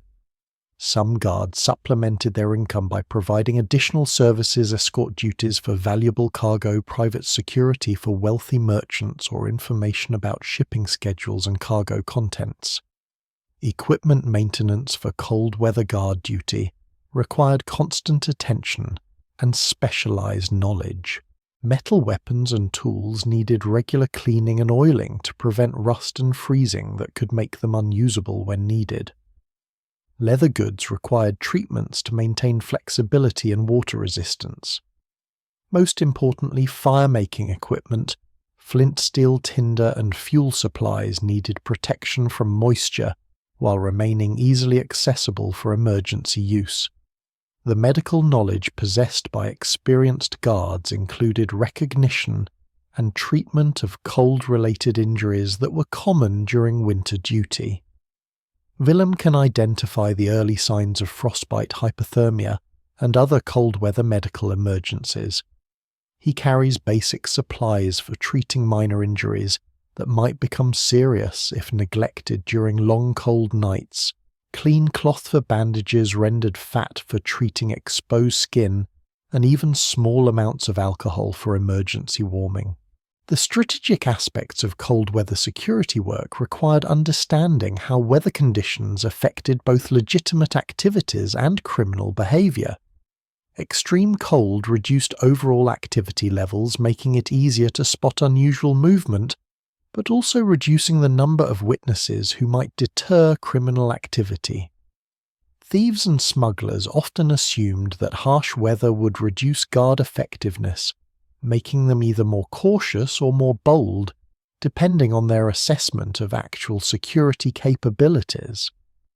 Historians still debate how effective medieval harbour security was during extreme weather conditions, with some evidence suggesting that cold weather actually reduced crime rates due to the practical difficulties of operating in harsh conditions. However, port records also show spikes in certain types of crimes, theft of fuel, warm clothing and food that were directly related to survival needs during extreme weather. The flickering dance of fish oil lamps throughout the harbour creates an amber constellation that fights back against the crushing darkness of a medieval winter night, while carefully tended ember buckets glow like earthbound stars in the hands of sailors who understand that portable fire represents the difference between survival and death. These aren't mere conveniences, they're sophisticated heating technologies developed over centuries by maritime communities that learn to balance the life-giving properties of fire against the ever-present danger of burning down the wooden ships and structures that housed them. Your introduction to portable heating systems begins with Gunnar, a Swedish sailor whose weather-beaten face bears the permanent squint of someone who's spent decades staring into flames and managing fire in conditions where a single mistake could kill dozens of people. "Fire is like a dangerous woman," he says with characteristic Scandinavian directness, adjusting the wick of his fish oil lamp to achieve optimal light and heat output. "Treat her right and she'll keep you warm all night. Make one mistake and she'll burn your house down with you inside it." Medieval fish oil lamps represented remarkable engineering achievements using readily available maritime materials.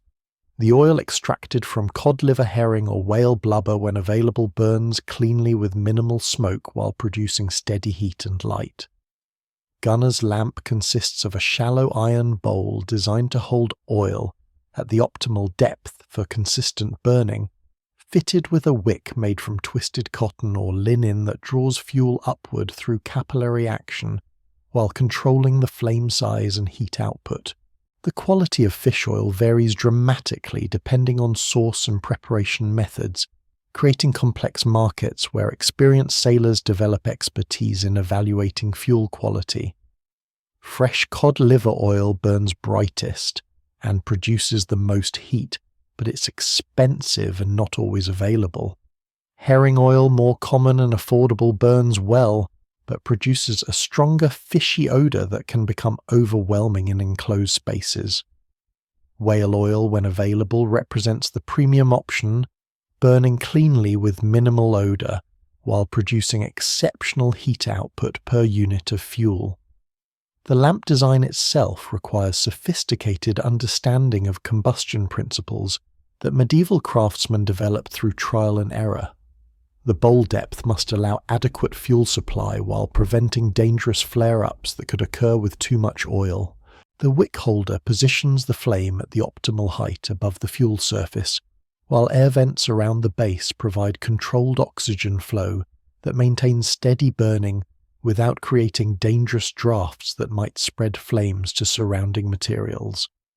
Ember buckets represent an entirely different approach to portable heating, using contained coals or charcoal to provide radiant heat without open flames. Gunnar demonstrates his ember bucket technique, showing how properly prepared charcoal can provide hours of steady heat with minimal risk of accidental fires.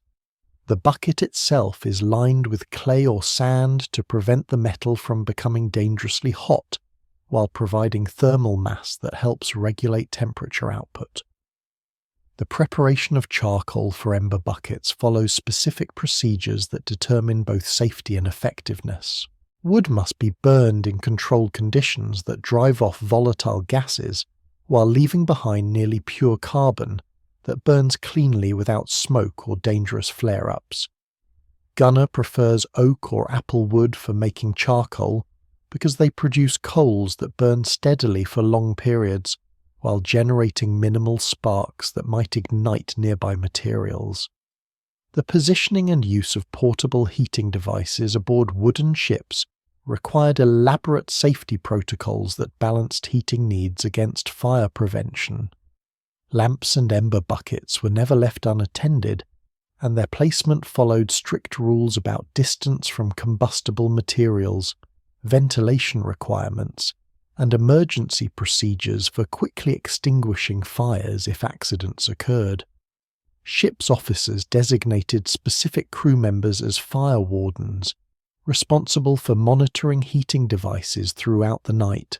The economics of portable heating fuel created specialized markets in medieval harbors where merchants competed to supply sailors with high-quality oils, prepared charcoal and specialized equipment. The best fish oil commanded premium prices while inferior oils might be available cheaply but could produce dangerous smoke or burn unpredictably. Charcoal quality varied dramatically based on source materials and preparation methods, with experienced buyers learning to recognize superior products by appearance, weight, and burning characteristics. The social aspects of portable heating involved sharing resources and knowledge among sailors who understood that collective survival often depended on individual expertise. Gunnar teaches younger sailors how to maintain optimal flame heights, recognize signs of fuel contamination, and perform emergency procedures for dealing with overturned lamps or runaway ember buckets. This knowledge transfer wasn't altruistic, it was practical insurance against fires that could kill everyone aboard ship. The maintenance requirements for portable heating equipment included regular cleaning, wick trimming, and replacement of worn components that could affect safety or performance. Fish oil lamps needed frequent cleaning to remove residue that could affect burning characteristics or create dangerous buildups. Ember buckets required inspection for cracks or damage that might allow heat to escape in dangerous ways. The medical applications of portable heating extended beyond simple warmth to include treatment of cold-related injuries and illnesses.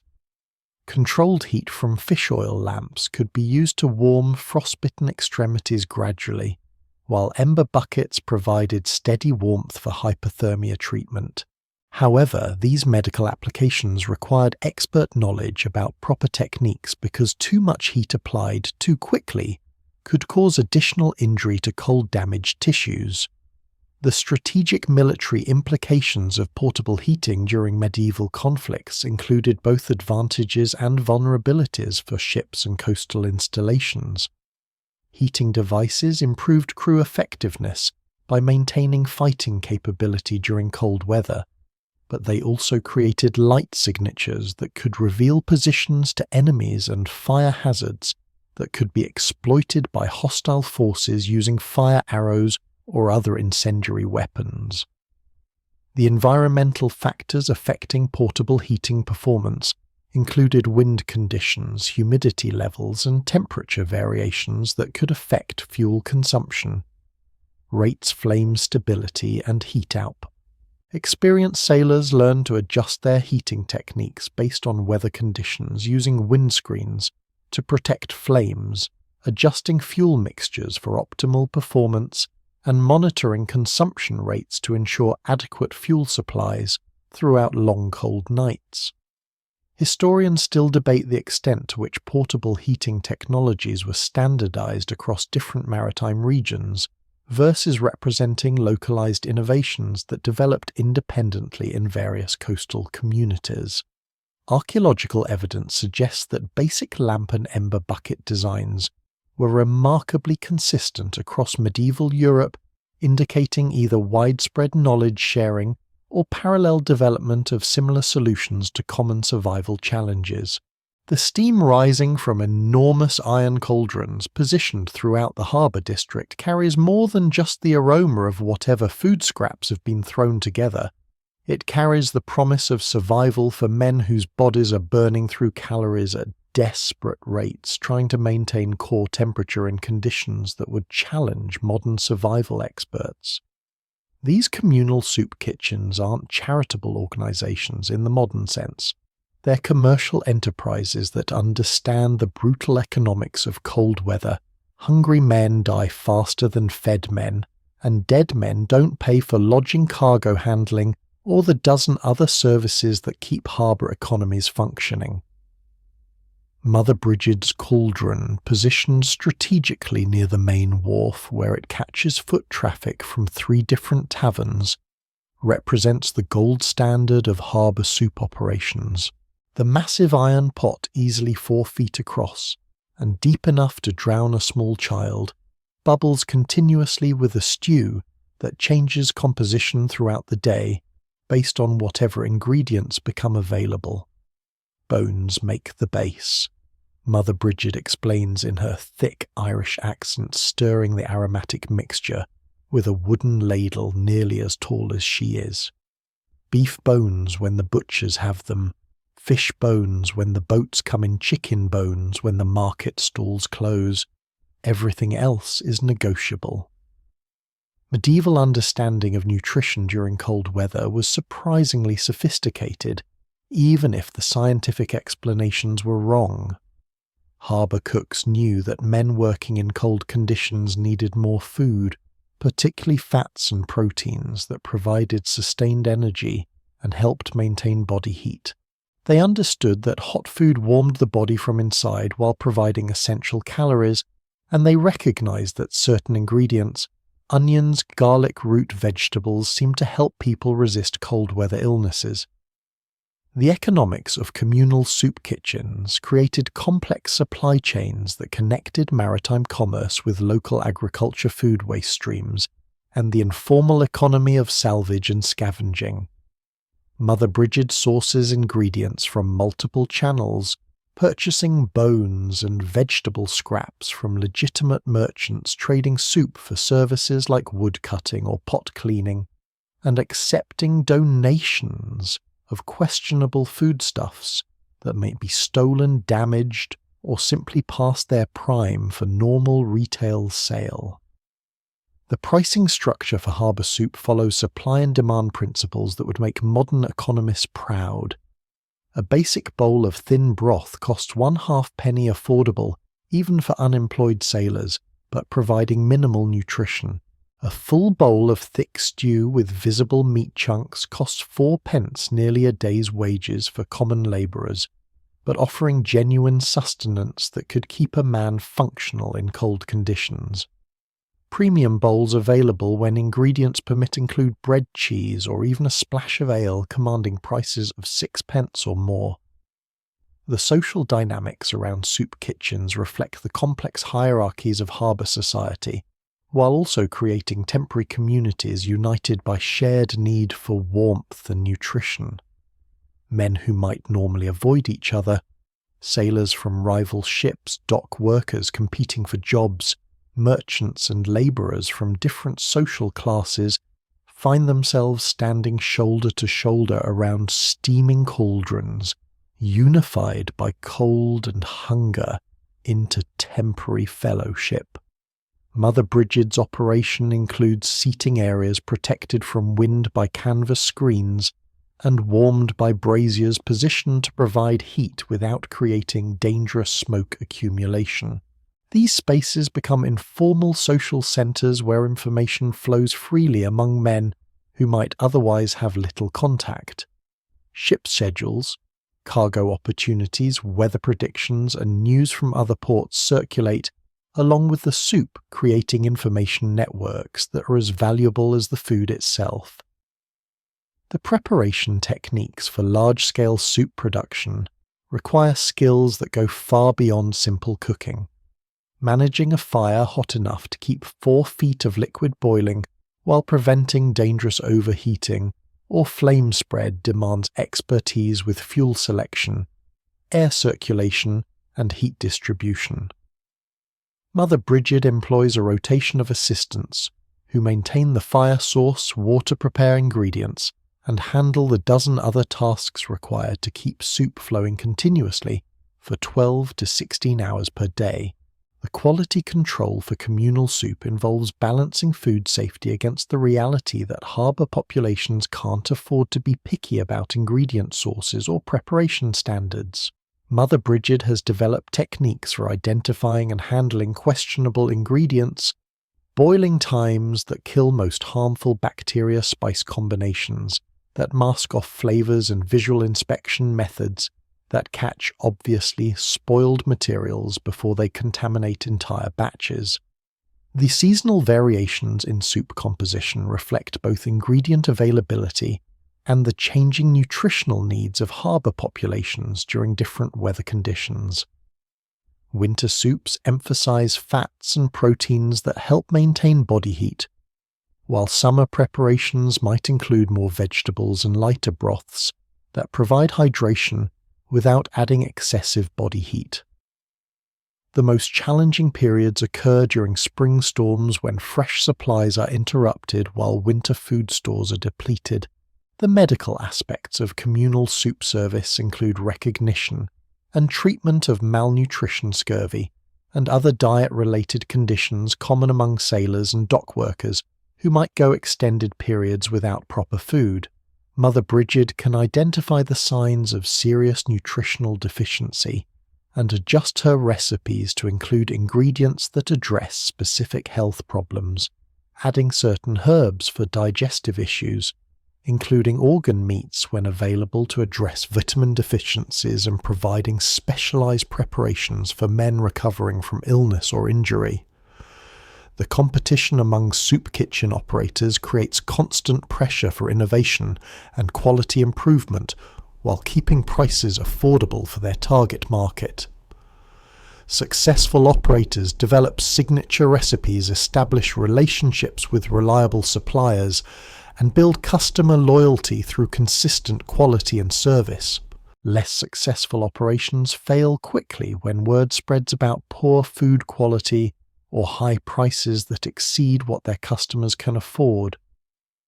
The regulatory environment for communal food service in medieval harbours was generally minimal, with port authorities more concerned about preventing riots and maintaining public order than enforcing food safety standards. However, operators who caused widespread illness or death through negligent food handling could face serious legal consequences, creating market incentives for maintaining reasonable quality standards, even without formal regulation. Historians still debate how widespread communal soup kitchens were in medieval harbours versus more informal food-sharing arrangements among sailors and dock workers.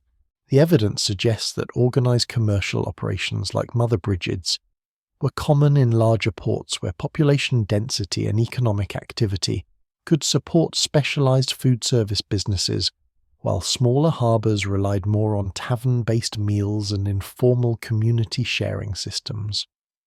The relationship between tides and survival in medieval harbours goes far beyond simple maritime navigation. It represents a complex temporal chess game where experienced sailors learn to coordinate their shelter-seeking activities with the predictable rhythm of rising and falling waters that determine access to the warmest accommodations, the safest sleeping areas, and the most favourable economic opportunities for securing food, fuel, and protection from the elements. Understanding tidal timing wasn't just useful knowledge.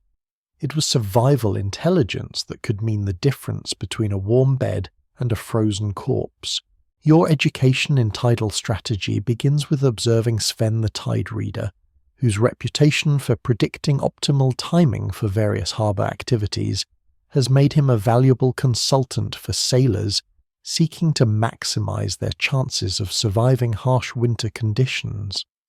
High tide brings the merchant's boats to the inner docks. He explains, pointing toward the deeper channels, where larger vessels can only operate during peak water levels. When they arrive, the taverns fill up fast, but they also need porters, guards and boat handlers.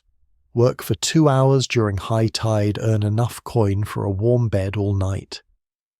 Medieval tidal science was largely empirical, based on careful observation of patterns that repeated with reliable predictability, even though the underlying astronomical causes weren't understood. Harbour communities developed sophisticated timing systems that allowed them to predict not just basic high and low tide schedules, but also the subtle variations in tide height, current strength and duration that affected everything from ship movements to the availability of certain types of work opportunities. The economic implications of tidal timing created complex opportunities for sailors who understood how to position themselves advantageously relative to predictable patterns of commercial activity. High tides brought deep draft merchant vessels into inner harbours where cargo handling operations required large crews of temporary labourers.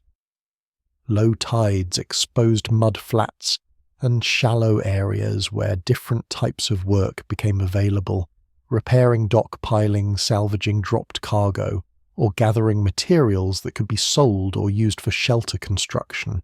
Sven demonstrates his timing calculations using a combination of celestial observation, traditional knowledge passed down through generations of harbour workers, and careful attention to local environmental factors that modify basic tidal patterns. "Moon tells you the big picture," he says, studying the silvery crescent visible through scattered clouds, but every harbour has its own personality. Here the northeast wind pushes water in faster, makes high tide come 30 minutes early. Southerly winds do the opposite. The strategic implications of tidal timing for shelter access involve understanding how water levels affect the availability and desirability of different accommodations throughout the harbour area. Some taverns and lodging houses are built on piers or stilts that become more or less accessible depending on tide levels. Certain makeshift shelters in the harbour's marginal areas flood during high tides, but provide excellent protection during low water periods. Ships anchored in the harbour offer different sleeping arrangements, depending on whether they're sitting high in deep water or settled low during tidal minimums. The work opportunities that follow tidal schedules create predictable income streams for sailors who understand how to position themselves for maximum earning potential. Cargo unloading operations typically begin within an hour of high tide, when ships have optimal access to dock facilities. Fish markets peak during the hours following fishing fleet arrivals, which are timed to coincide with favourable tidal conditions for harbour entry. Even begging and street performance activities follow tidal patterns, as merchant arrivals bring potential customers with coin to spend. The safety considerations related to tidal timing involve understanding how changing water levels affect both natural hazards and human behaviour throughout the harbour environment. High tides can flood low-lying areas where homeless sailors might seek shelter, creating drowning hazards for men who are intoxicated or weakened by cold exposure. Low tides expose slippery mud, broken pilings and other hazards that can injure people moving around the harbour in darkness. Strong tidal currents during water level changes can be dangerous for anyone who falls into the harbour, whether accidentally or as a result of violence. The social dynamics of tidal timing include informal networks of information sharing among sailors who understand that collective knowledge about optimal timing benefits everyone seeking to survive in harsh conditions. Sven freely shares basic tidal predictions because he understands that his reputation for accuracy depends partly on having satisfied customers who can verify his forecasts. However, he keeps more detailed local knowledge-specific information about which taverns offer the best deals during particular tidal phases as trade secrets that command consulting fees. The planning aspects of tidal strategy require thinking several cycles ahead to optimize both immediate survival needs and longer-term positioning for continued survival throughout extended weather emergencies. Sailors learn to coordinate their work schedules, meal timing, and shelter arrangements with tidal patterns that might repeat every 6 hours for basic cycles, or show more complex variations over weekly and monthly periods that affect optimal strategy for extended harbour stays. The seasonal variations in tidal patterns create additional complexity for harbour survival planning, as basic timing, relationships change throughout the year due to varying daylight hours, weather patterns, and the commercial schedules that follow seasonal trading cycles. Winter tides in northern European harbours often coincide with shorter daylight periods that compress the available working hours for cargo handling and other tide-dependent activities. The equipment and preparation required for optimal tidal timing includes simple but essential tools for monitoring water levels and current conditions. Sven carries a marked stick that allows him to measure tide heights relative to fixed reference points, providing quantitative data about how current conditions compare to typical patterns. He also maintains a mental calendar of lunar phases, seasonal variations, and local weather factors that modify basic tidal predictions. The competition among tide readers and timing consultants creates pressure for developing superior forecasting accuracy and specialized knowledge about local conditions that aren't available to casual observers. Successful practitioners like Sven build reputations based on consistent accuracy over extended periods, developing customer loyalty among sailors who depend on reliable timing information for their survival and economic success. Historians still debate how sophisticated medieval understanding of tidal mechanics was compared to traditional knowledge systems that provided practical forecasting ability without requiring scientific understanding of underlying causes. The evidence suggests that experienced harbour communities developed remarkably accurate timing predictions through careful observation and knowledge accumulation, even though their explanatory frameworks differed significantly from modern scientific understanding. The polyglot chorus of voices around the harbour braziers reveals one of medieval maritime culture's most remarkable features: the informal universities of survival knowledge that formed when sailors from different nations, cultures and climatic zones gathered around shared fires to exchange techniques for staying alive in conditions that challenged everyone regardless of their origins. These weren't formal educational institutions but spontaneous knowledge-sharing networks where a Norwegian's expertise with seal fat preparation might be traded for a Venetian's methods of layered clothing, while a Flemish sailor's fire-building techniques were exchanged for an Irish monk's herbal remedies against cold-weather ailments. Your introduction to international survival exchange begins when you overhear a heated discussion conducted in a mixture of Latin, broken English, and aggressive gesturing between three sailors debating the relative merits of different approaches to preventing frostbite. The Norwegian, identifiable by his distinctive knitted cap and the lingering smell of fish oil, demonstrates his technique of massaging extremities with rendered blubber while explaining through an interpreter that seals survive in conditions that would kill human beings in minutes. "Nonsense," responds the Venetian sailor, his silk-lined cloak marking him as either successful or lucky in his maritime ventures. Oil creates false warmth that leads to carelessness. Better to keep blood moving through exercise and proper layering. He proceeds to demonstrate a complex system of clothing arrangement that involves multiple thin layers with strategic air gaps principles that he claims were learned from alpine mountain dwellers who face similar cold challenges on land. The Flemish sailor contributes his own expertise focused on fire management and fuel efficiency. His techniques developed in a region where wood was increasingly scarce and expensive emphasize using minimal fuel to generate maximum heat through careful attention to fire construction, air circulation, and heat reflection using available materials. Any fool can build a big fire, he says, in heavily accented but clear English, but only a master can keep warm all night with 3 sticks and handful of straw.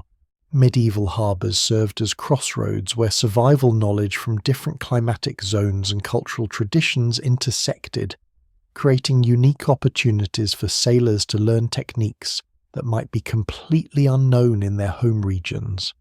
A sailor from the Mediterranean accustomed to mild winters could learn Arctic survival methods from Norwegian or Swedish mariners.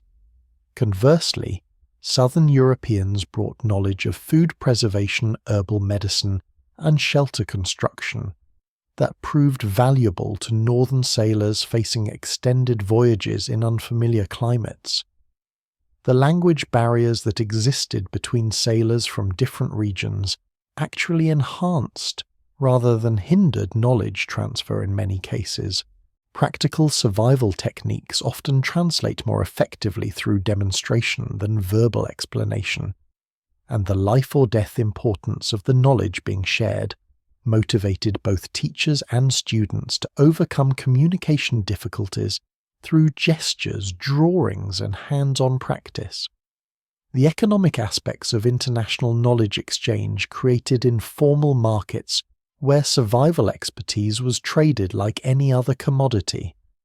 A sailor with superior cold weather techniques might exchange that knowledge for information about favourable ports, reliable suppliers, or profitable cargo opportunities.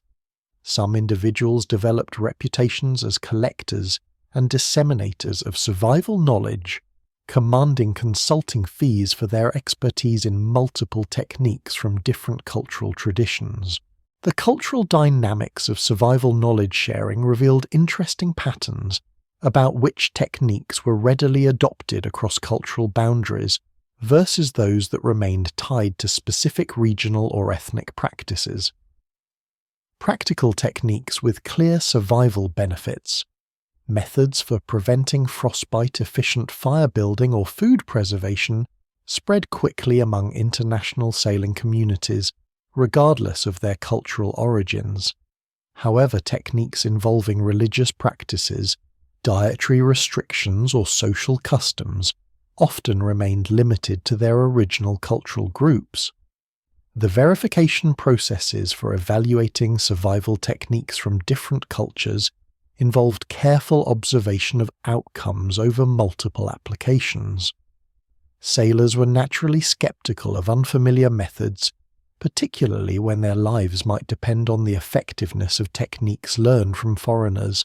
Successful techniques proved themselves through repeated use and observable results, while ineffective or dangerous methods were quickly abandoned regardless of their cultural origins or the enthusiasm of their advocates. The technological adaptations required to implement foreign survival techniques using locally available materials often led to hybrid innovations that combined elements from multiple cultural traditions. A Norwegian sailor might learn Venetian layering principles but implement them using locally available wool and leather instead of imported silk and fine fabrics. Similarly, Mediterranean fire-building techniques might be adapted to use Northern European fuel sources and materials. The seasonal patterns of international sailor presence in different harbours created opportunities for knowledge exchange that varied throughout the year. Some techniques could only be learned during specific seasons when the appropriate conditions existed for demonstration and practice. Winter survival methods obviously required cold weather for proper evaluation, while techniques for dealing with extreme heat or monsoon conditions needed to be learned during appropriate seasonal conditions. The social hierarchies that developed around survival knowledge often reflected practical expertise rather than traditional markers of status like wealth, nationality, or social class. A common sailor from a harsh climate zone might command more respect for his survival knowledge than a wealthy merchant from a temperate region. This created temporary inversions of normal social relationships, where practical knowledge trumped conventional status indicators. The documentation and preservation of international survival techniques faced significant challenges in an era with limited literacy and expensive writing materials. Most knowledge transfer occurred through oral tradition and practical demonstration, with only the most important or complex techniques being recorded in written form. This created vulnerabilities where valuable knowledge could be lost if key practitioners died or moved to different regions.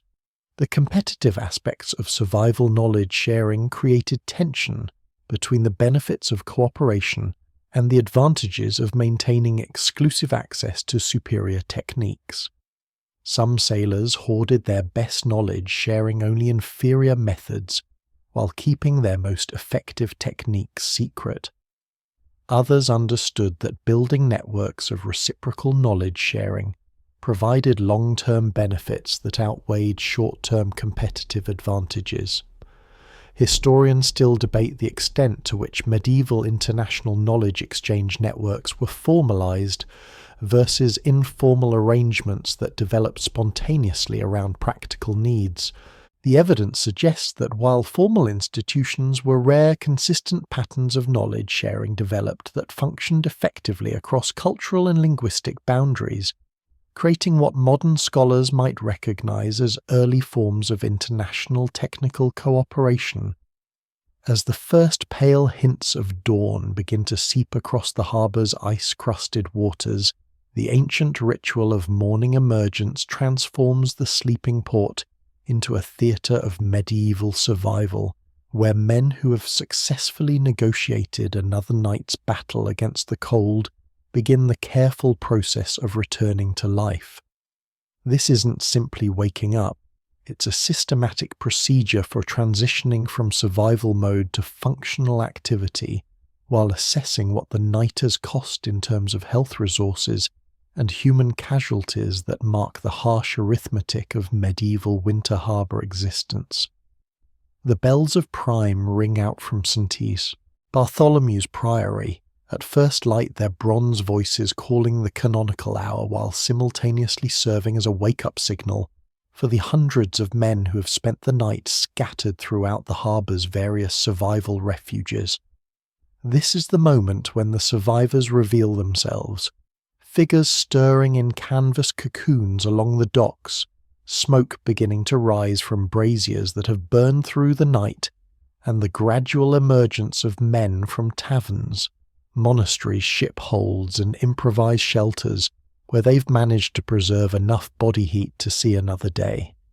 Magnus emerges from his communal huddle with the methodical movements of someone who has performed this morning ritual hundreds of times.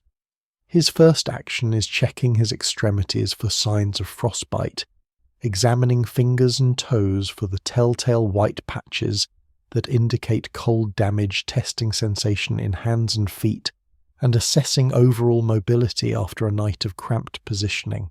Fingers work, toes feel normal, no ice crystals in my beard. He reports to his sleeping companions as they begin their own emergence procedures. Good night for all of us. The morning assessment process extends beyond individual health checks to evaluation of shared resources and community survival rates. Fire wardens make rounds to determine which heating sources survived the night, while those who organized communal shelters count heads to identify anyone who didn't make it through the darkness. This isn't morbid curiosity, its practical necessity for understanding resource availability, potential health hazards from bodies that need disposal, and lessons that might improve survival rates during future emergencies. Brother Benedict from the monastery guest hall performs his morning inspection with the systematic thoroughness of someone trained in both hospitality management and medieval medicine. He checks guests for signs of cold-related illness, ensures that heating devices are properly extinguished or safely banked for daytime use, and collects information about any problems that developed during the night.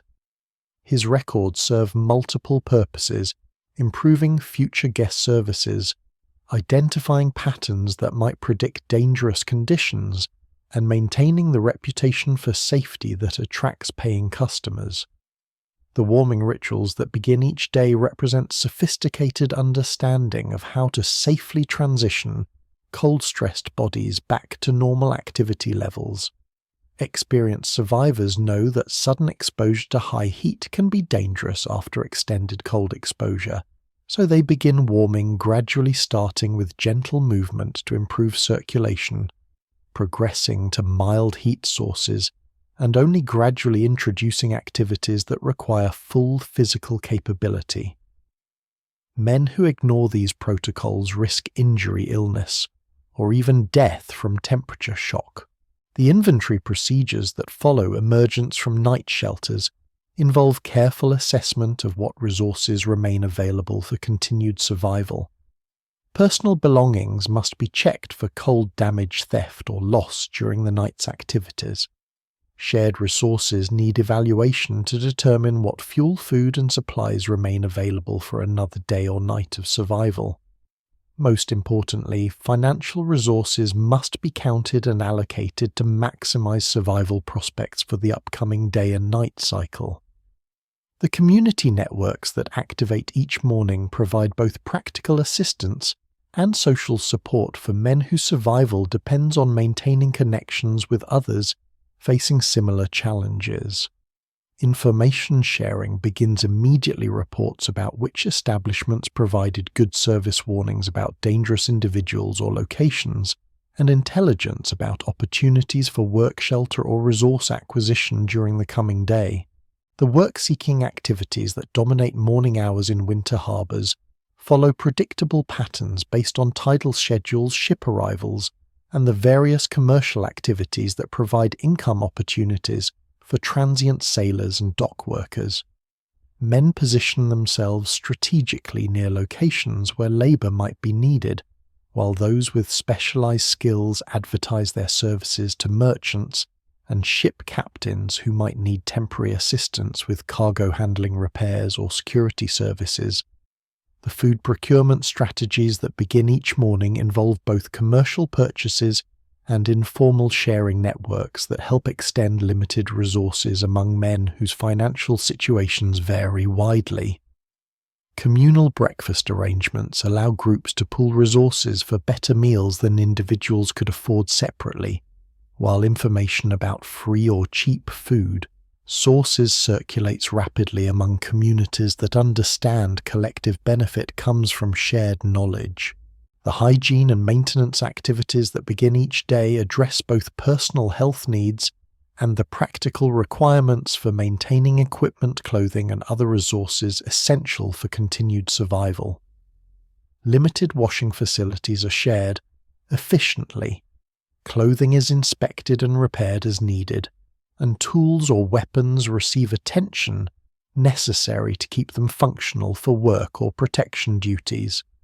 The planning processes that occur each morning involve both individual decision-making about daily survival strategies and collective coordination of activities that benefit community survival prospects.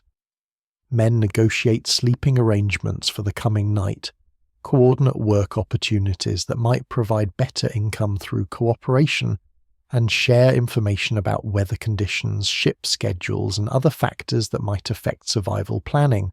The spiritual observances that mark dawn for many harbour survivors serve multiple functions beyond traditional religious purposes. Prayer services provide community gathering opportunities that strengthen social bonds, while religious rituals offer psychological comfort that helps maintain hope and morale during challenging circumstances. For some, morning prayers represent gratitude for surviving another night, while for others they provide spiritual preparation for facing another day's challenges. As full daylight establishes itself across the harbour, the transformation is complete. Men who spent the night as desperate refugees from mortal cold have resumed their identities as sailors, workers, merchants, and travellers. The community that formed around shared survival needs begins dispersing as individuals pursue their separate goals for the day, though the networks and knowledge gained through collective survival remain available for activation when evening returns and the cycle begins again. But now, as you settle deeper into whatever warm space you've found for yourself, let the sounds of the medieval harbour fade into gentle background whispers. The crackling of distant fires becomes softer, the voices of sailors preparing for another day grow quieter and more distant. The harbour master's bells ring one final time, their bronze voices carrying across water that reflects the pale morning sun like scattered coins. The men who survived this night have earned their rest, and their stories drift away on the harbour breeze like smoke from dying embers. The cats return to their ships, purring contentedly after successful partnerships with their human heating companions. The tavern doors close for daytime cleaning, while the monastery bells continue their eternal rhythm, marking hours that pass peacefully now that the crisis of darkness has ended. Feel your own breathing slow and deepen as the medieval harbour settles into daytime quiet. The survival struggles that filled the darkness are over, for now replaced by gentle sunlight warming stone walls and wooden piers. Even the North Sea wind has calmed, no longer carrying the bitter bite of mortal cold, but simply rustling through rigging with the soft whisper of waves against hull planks. Magnus pulls his wool cloak closer as he finds a sunny spot against the warehouse wall, his weathered face peaceful in the growing warmth. Mother Brigid banks her soup fire for the day, knowing it will be needed again when evening returns. The Norwegian sailor tends to his cats one final time, sharing a small breakfast of dried fish before they curl up together for well-deserved sleep. In the monastery, Brother Benedict records the night's events in careful script, preserving these stories of survival for future generations who will face their own battles against winter's fury. The tide continues its eternal rhythm, carrying away the fears and desperation of darkness, while bringing the promise of another chance, another day, another opportunity to prove that human warmth conquers even the coldest nights. The harbour sleeps now, its people safe and warm, their stories preserved in the gentle lapping of tide against dock posts. The emergency has passed, the community has survived, and peace settles over the medieval port like a wool blanket heated by the hearth's glow. Rest now knowing that human ingenuity, cooperation and determination have once again conquered the harsh challenges of winter survival in an unforgiving world. The story ends here. See you in the next video. Good night.